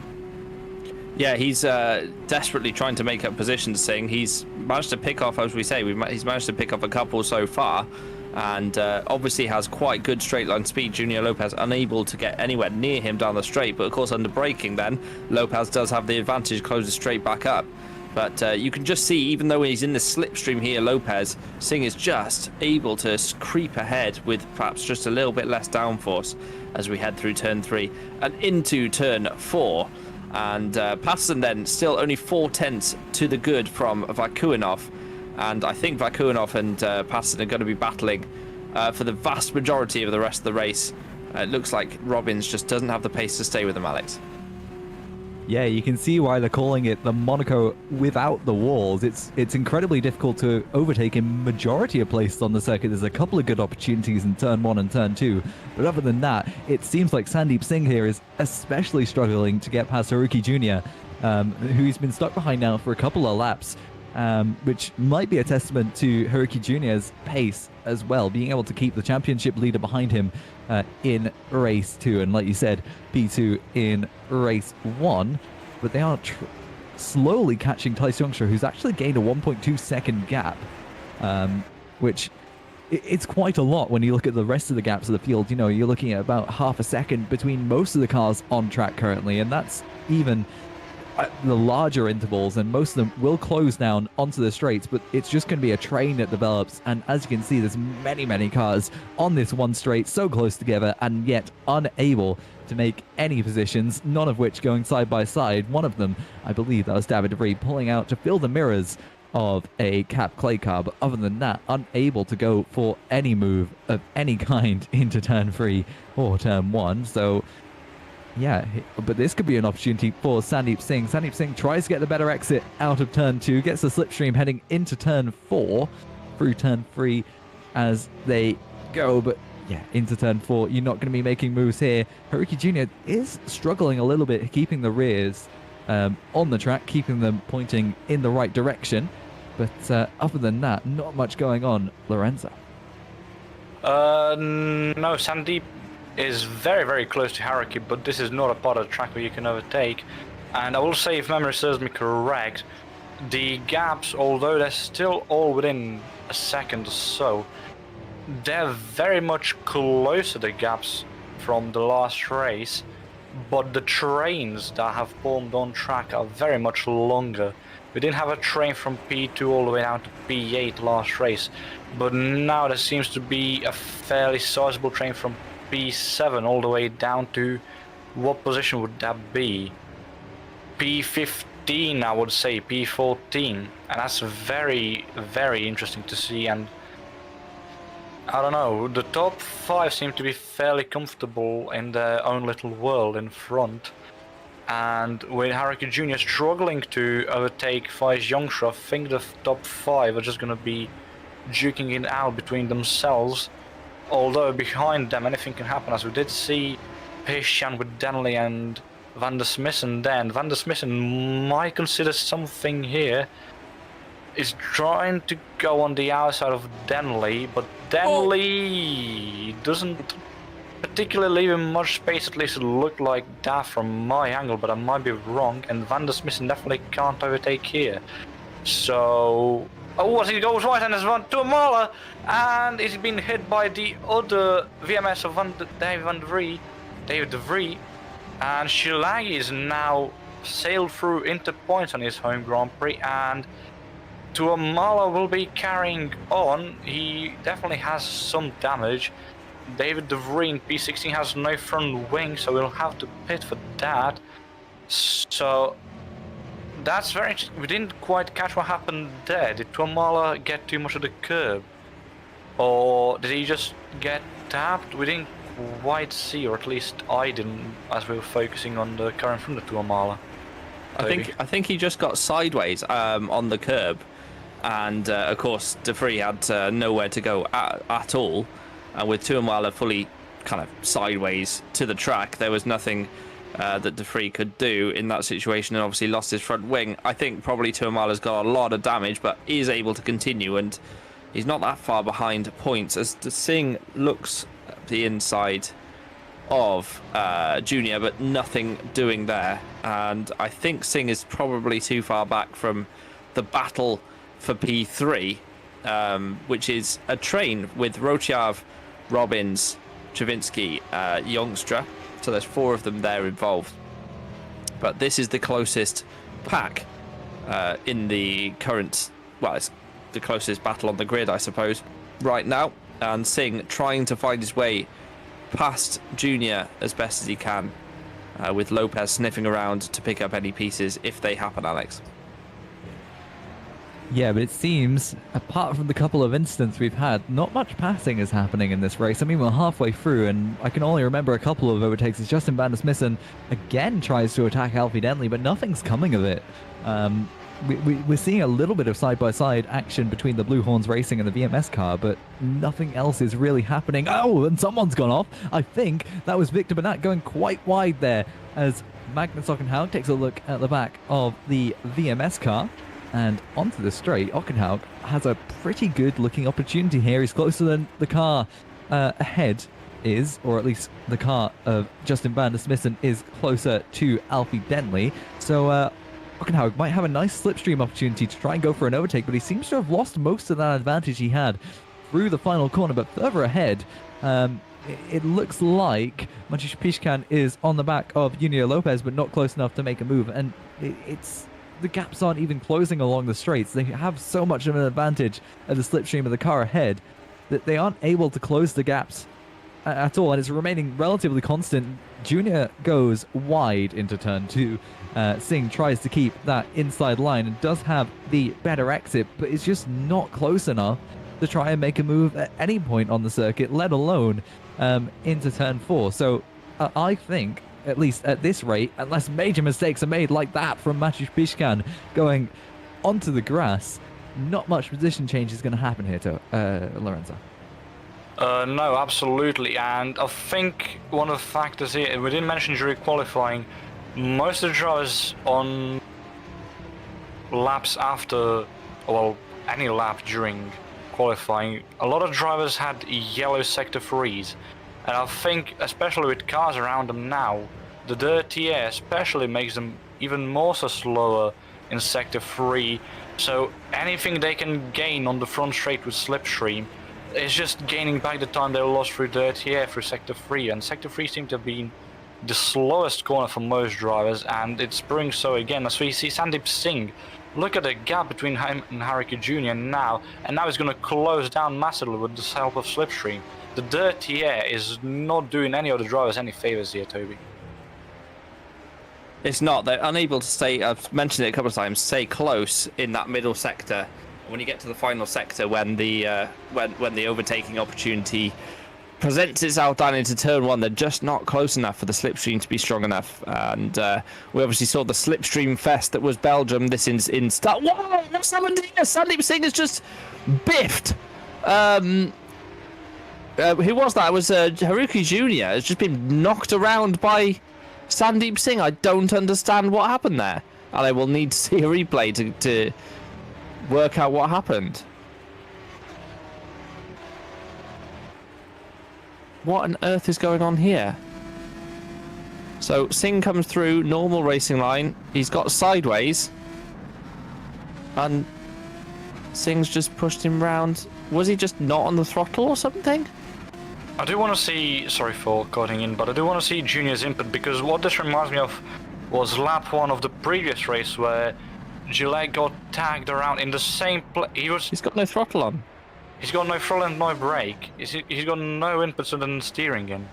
And this does remind me a bit of the incident in the previous race where Gillet got tapped on lap 1 by Shilaji because he was fairly late on the throttle out of that turn, and Shilaji didn't expect it, but I'm fairly certain that Gillet had some sort of input. Haruki Jr. just had nothing, no pedal input at all. It's like he drove, and with the force feedback going on, maybe his footing got slipped and he couldn't get back to his pedals in time. Or maybe he's on one of those spinny office chairs, and it just sort of all got a bit wrong. But yeah, not Singh's fault, that one at all, I don't think. But a shame for Haruki Jr. nevertheless. So yeah, one of those. How did you see that, Alex?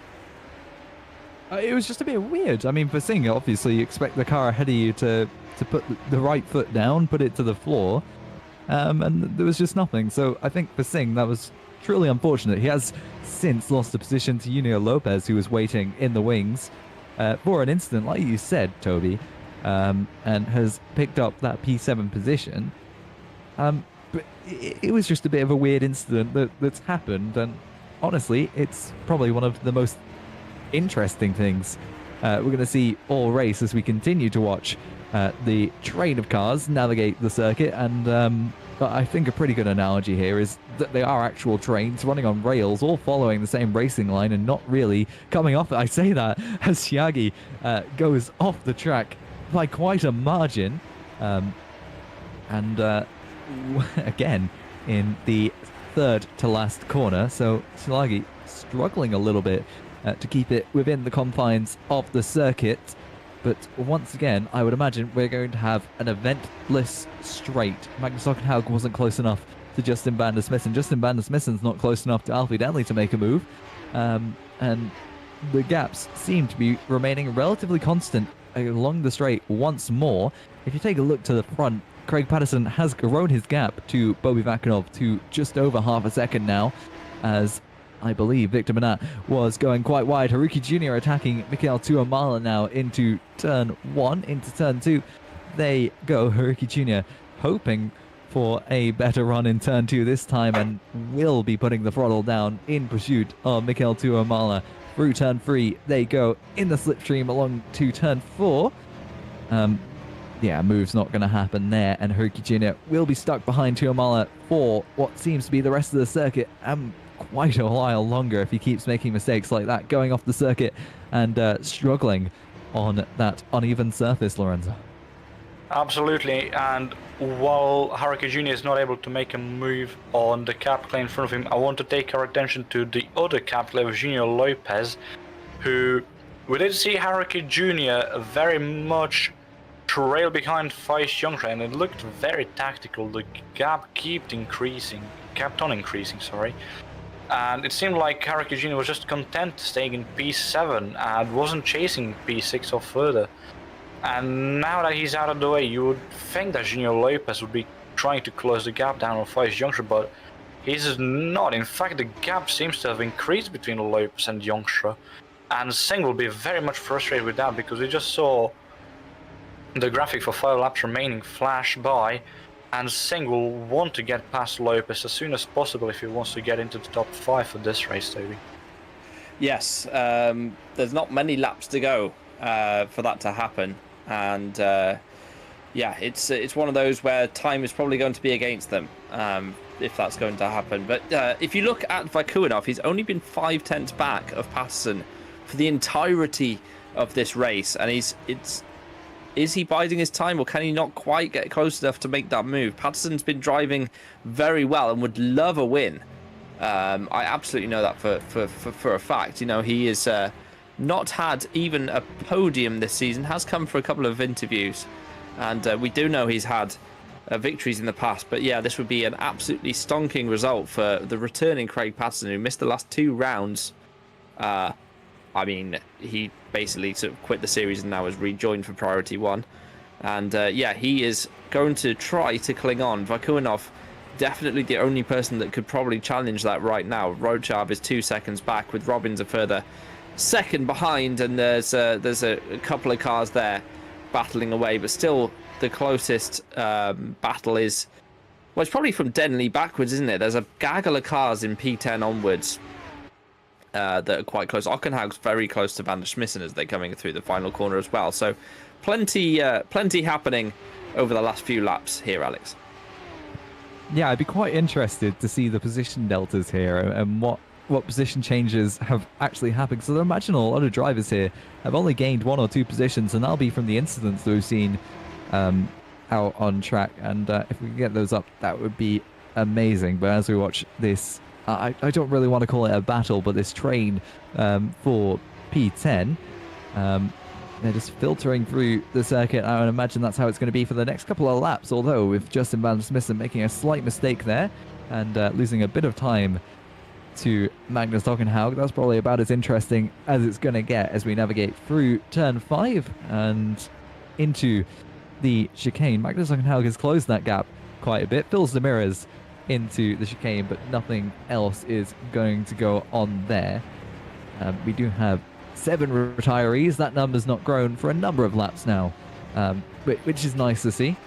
I'm really running out of things to talk about, but as we watch Magnus Ockenhaug filtering off the circuit, off the curb where you're allowed to be, he will slot in behind Justin van der Smissen, and probably still try to attack, although not much will happen as the slipstream from Alfie Denley will be carrying Justin Van der Smissen along with Ockenhaug, unless he can get an amazing exit out of the final corner, which he almost did there. 3/10 as we head onto the straight, but that gap just continually grows down the first half of the straight, and will shorten a little bit as we head into turn 1. Victor Bernat it might actually make a move around the outside into turn 1 here. It was slightly later on the brakes than the RNG car. Gets a beautiful switchback now onto the outside into turn 2, and has the overlap to make a move, and actually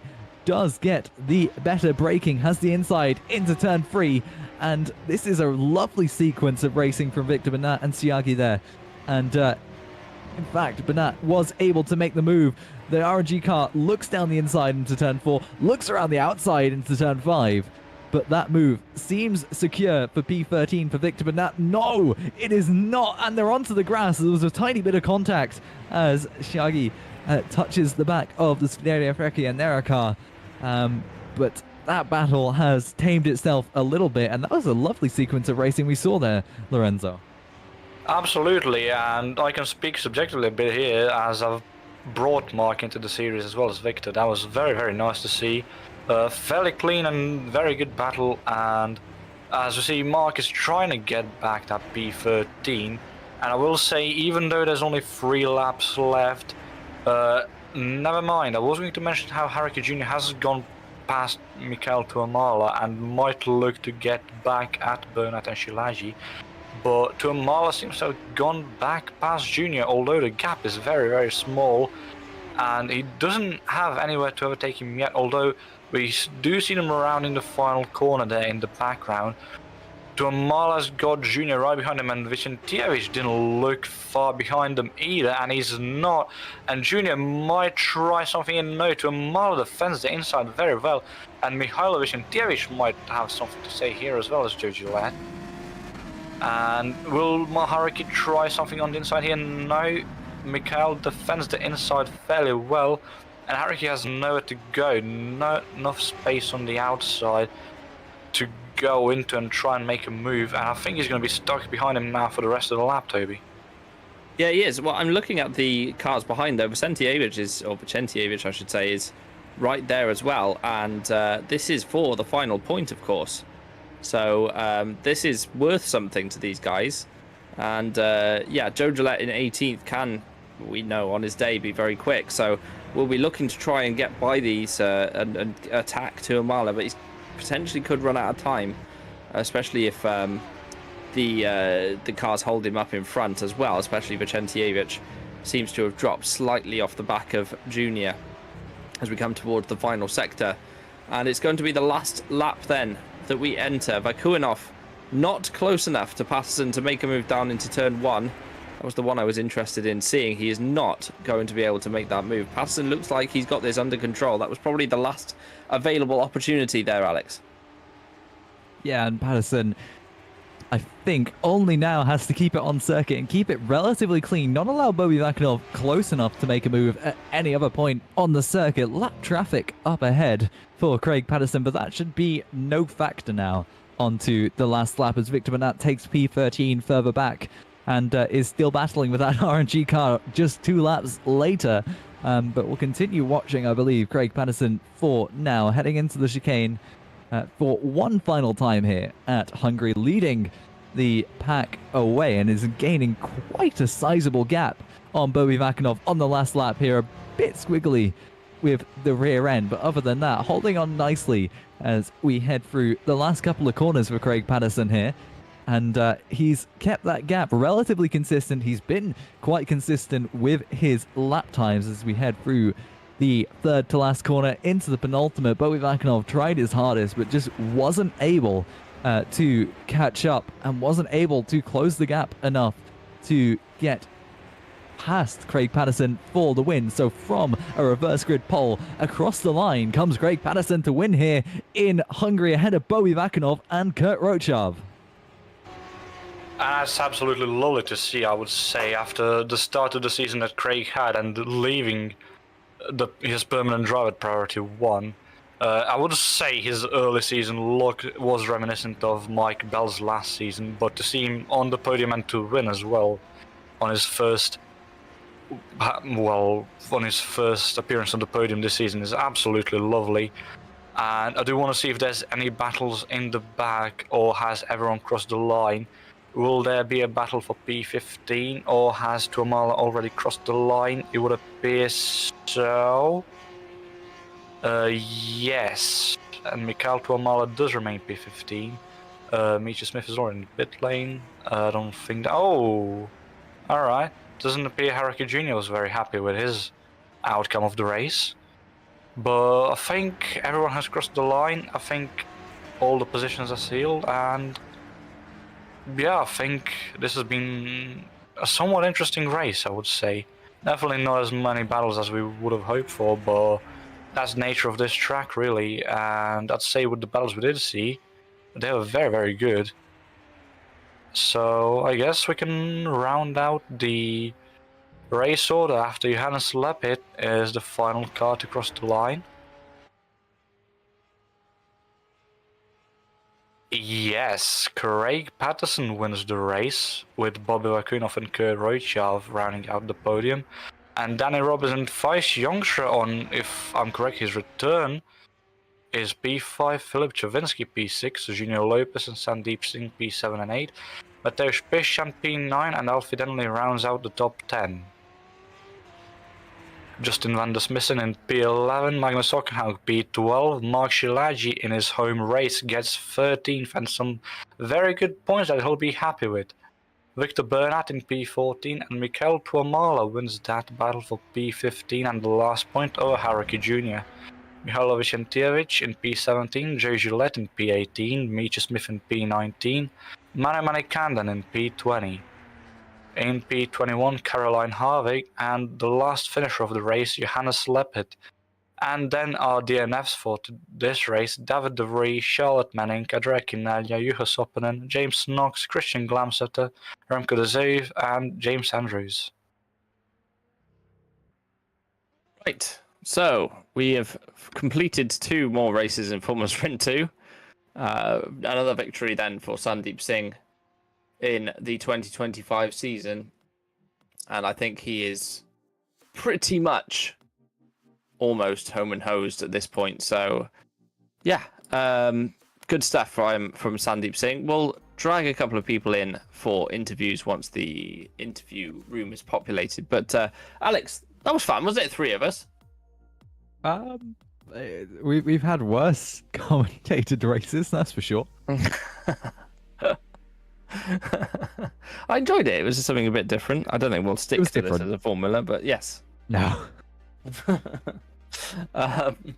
Lorenzo, how did you? This too. Yeah, Lorenzo, how did you find it? I very much enjoyed it, to be fair. It was definitely interesting to see 3 of us on rotation. I don't think it'll work for the remainder, but it was definitely nice to try it out. It was nice to be a part of it as well. Thank you. Yes, indeed. Thank you for coming and joining us and stepping in for Alex for race 1. Much appreciated. And I'm sure Alex is suitably been bullied enough off before he even joined. So thank you for coming in as well, Alex. Appreciate that. Funny story. Your notifications didn't even come through after all the calls. I'm like, well, actually, I say all of them. I got 2, but yes. Like 7 messages and 2 calls. Yes, I was in a bit of a flapple. I mean, it's just one of those things. It's all good. No drama. Right. Perfect stuff. This is just the man I wanted to talk to, Mr. Patterson. Yo, hello. Hello. How are you? A bucket of sweat. Apart from that, I'm good. How are you guys? I'm very good, mate. Very good. You're a little quiet. I don't know if you can just adjust that, but I'll put my mic closer to my mouth. That'd be better. that'd be better. Yes. Race victory, mate. Yeah, I wasn't expecting that tonight. No. Obviously coming back into the series. What made you rejoin? Jonas has got some steering wheel issues, so I had one last emergency drive that I could do. So instead of just looking around, and I don't mind a Hungarian, so I thought I'll just do it. Why not? And yeah, went better than I expected. Yeah, I mean, obviously you get a bit of luck with the reverse grid sometimes, but you've got to use that in the right way, haven't you? And it's nice to be talking to you as a race victor, as opposed to someone who's had a bit of an incident or, was, struggling for pace or whatever. It's nice to see you back on the top step of the podium, Craig. And are you going to be doing any more races this season, do you think? Well, I'm racing next Tuesday in Super Lights for Fusion as an emergency. Then apart from that, I don't know. We'll see.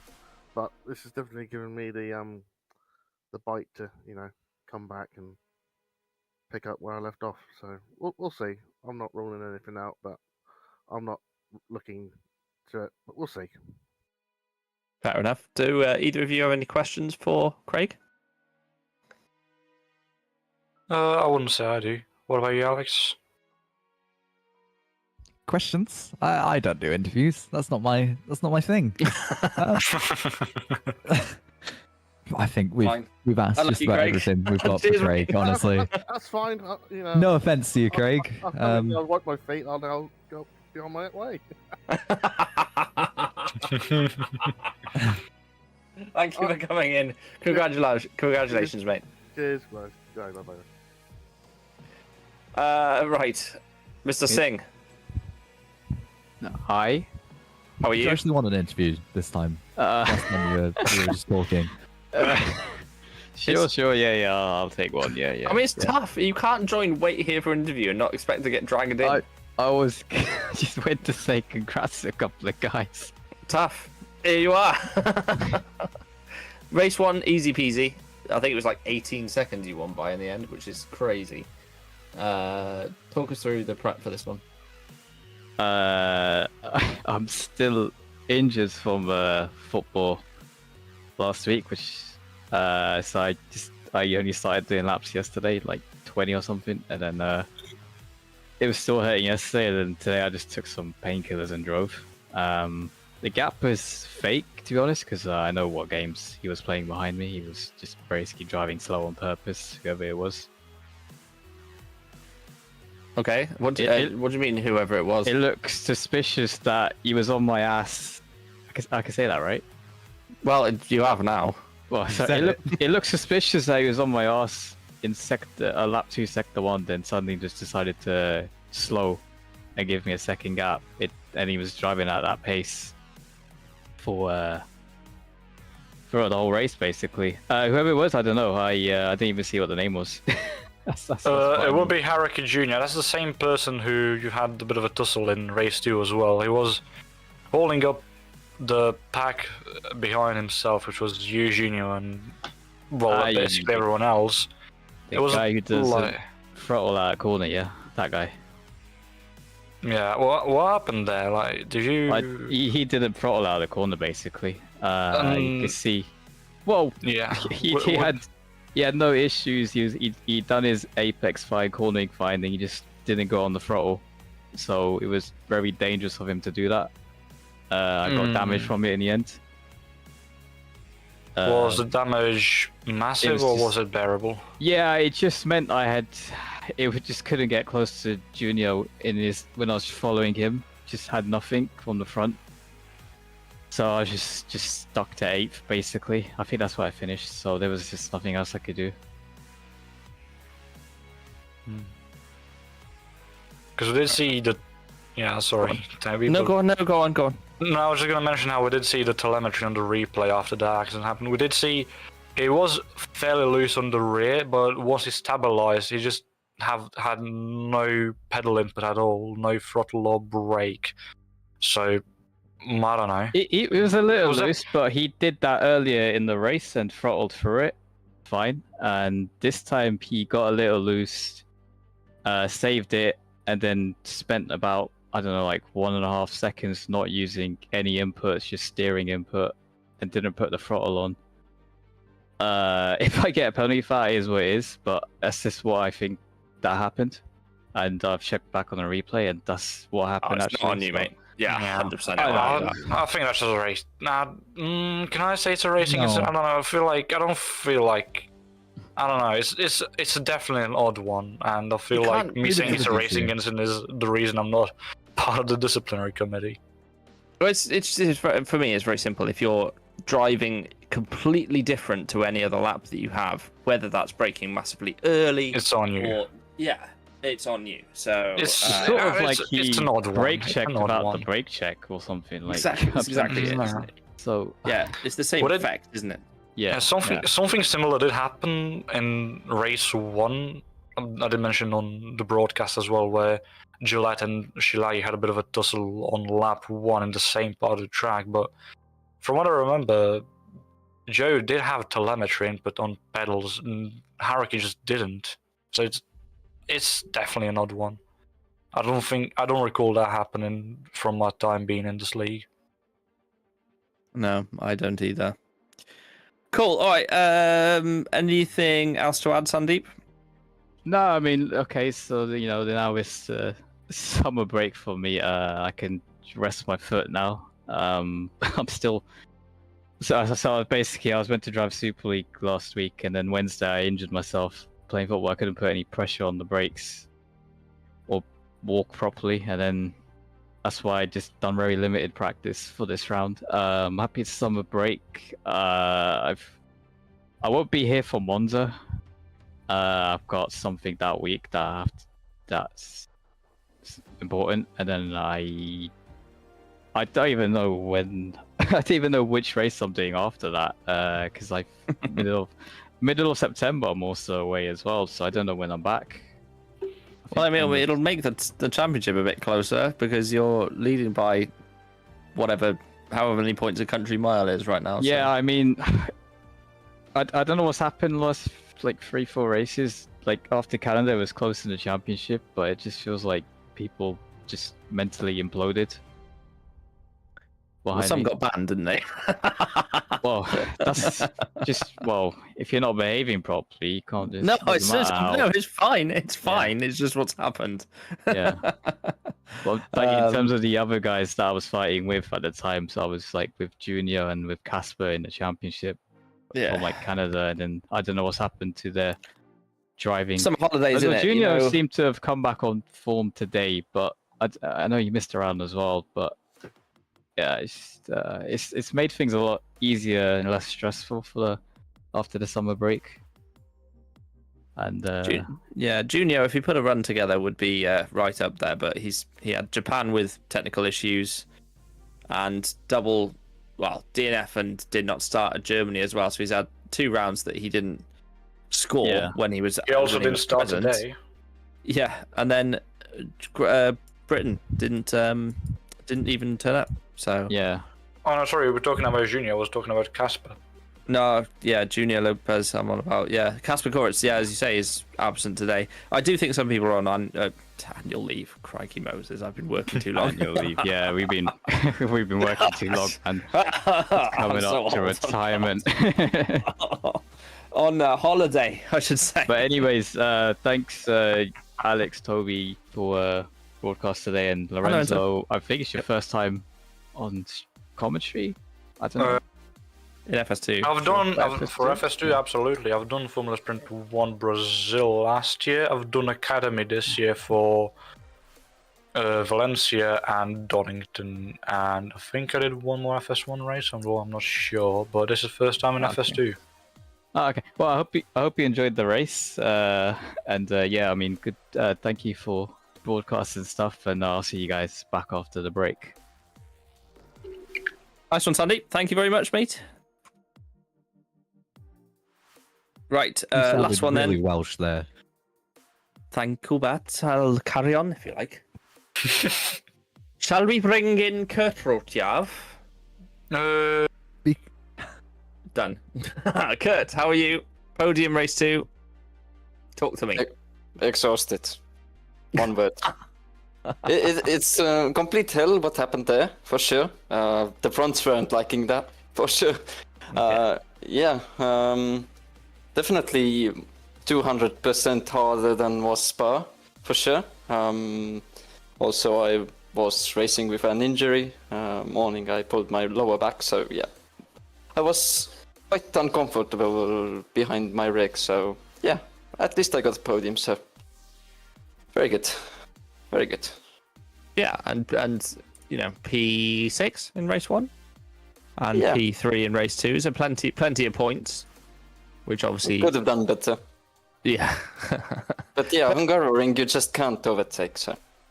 But we spoke to you obviously as a race winner at Belgium, so this is 2 rounds in a row that we've had a convo, and it's obviously coming strong now, isn't it? We've effectively you've had 2 podiums in 2 rounds, and yeah, you've got Monza next in 4 weeks' time because we got on good old summer break coming up. Are you looking forward to that one? Monza will be definitely easier than Hungaroring was, but yeah, I'm doing a really strong end of the season because I'm retiring for now at the end of the season. So yeah, I'm trying to give my best to get Exilian to top 3. So yeah, it's Nice. a pleasure to drive for them. Nice, good stuff. Excellent stuff. Well, thank you very much, Kurt, and hopefully we'll be speaking to you again as another podium scorer. Thank you. Right, final thoughts then. I'll start with Lorenzo. Yeah, sum up your thoughts from this round.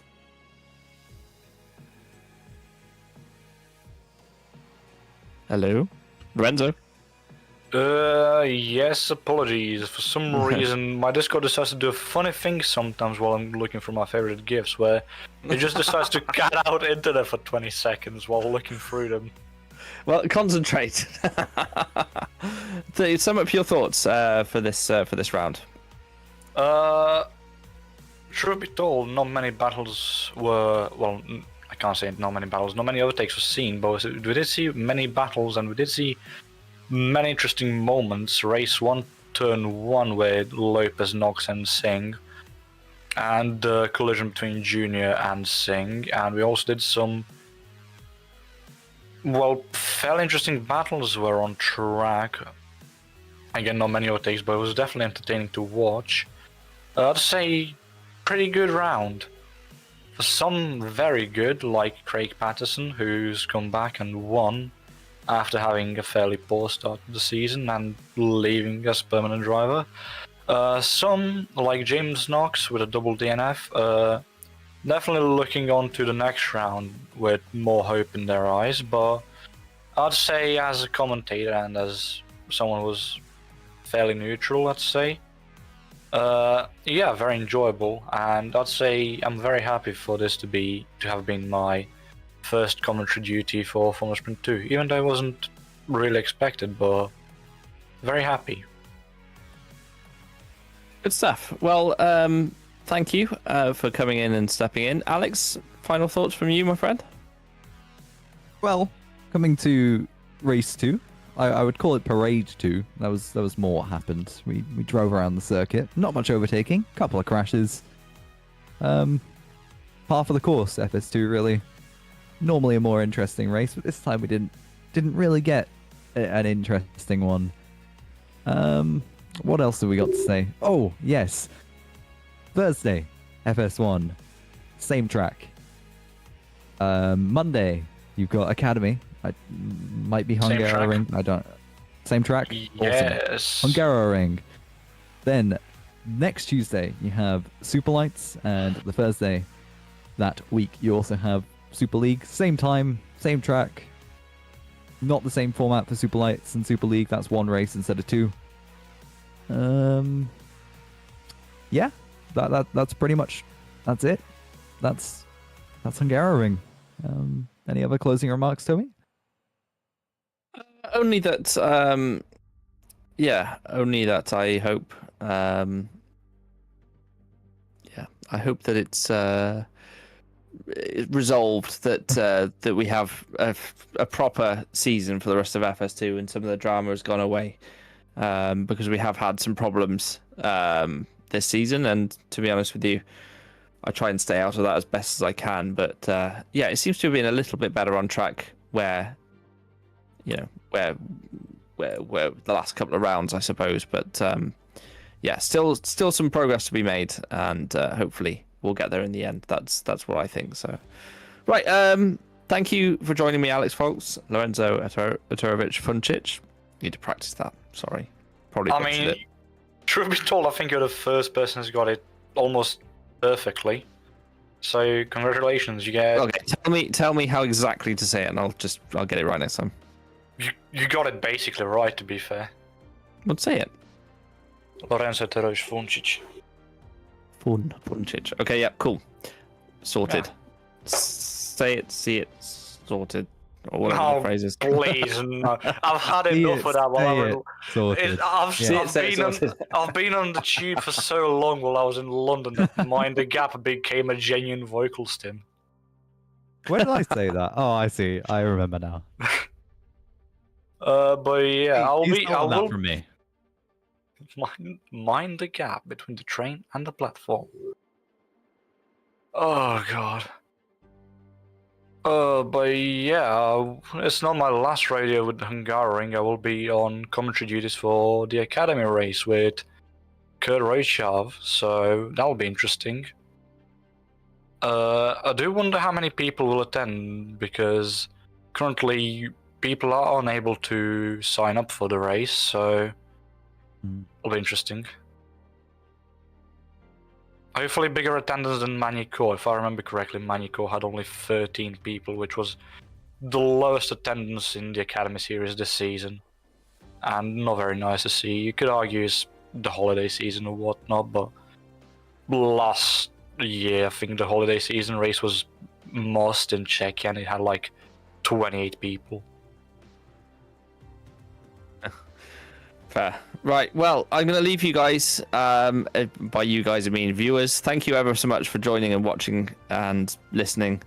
Thank you, Lorenzo and Alex. And thank you for Fabian as well, to listening to our nonsense, as per usual. And we will see you in 4 weeks on FS2, but don't miss FS1 Thursday, as Alex alluded to, Monday Academy. Tuesday is SL2, and then finally Thursday SL1, all from Hungary.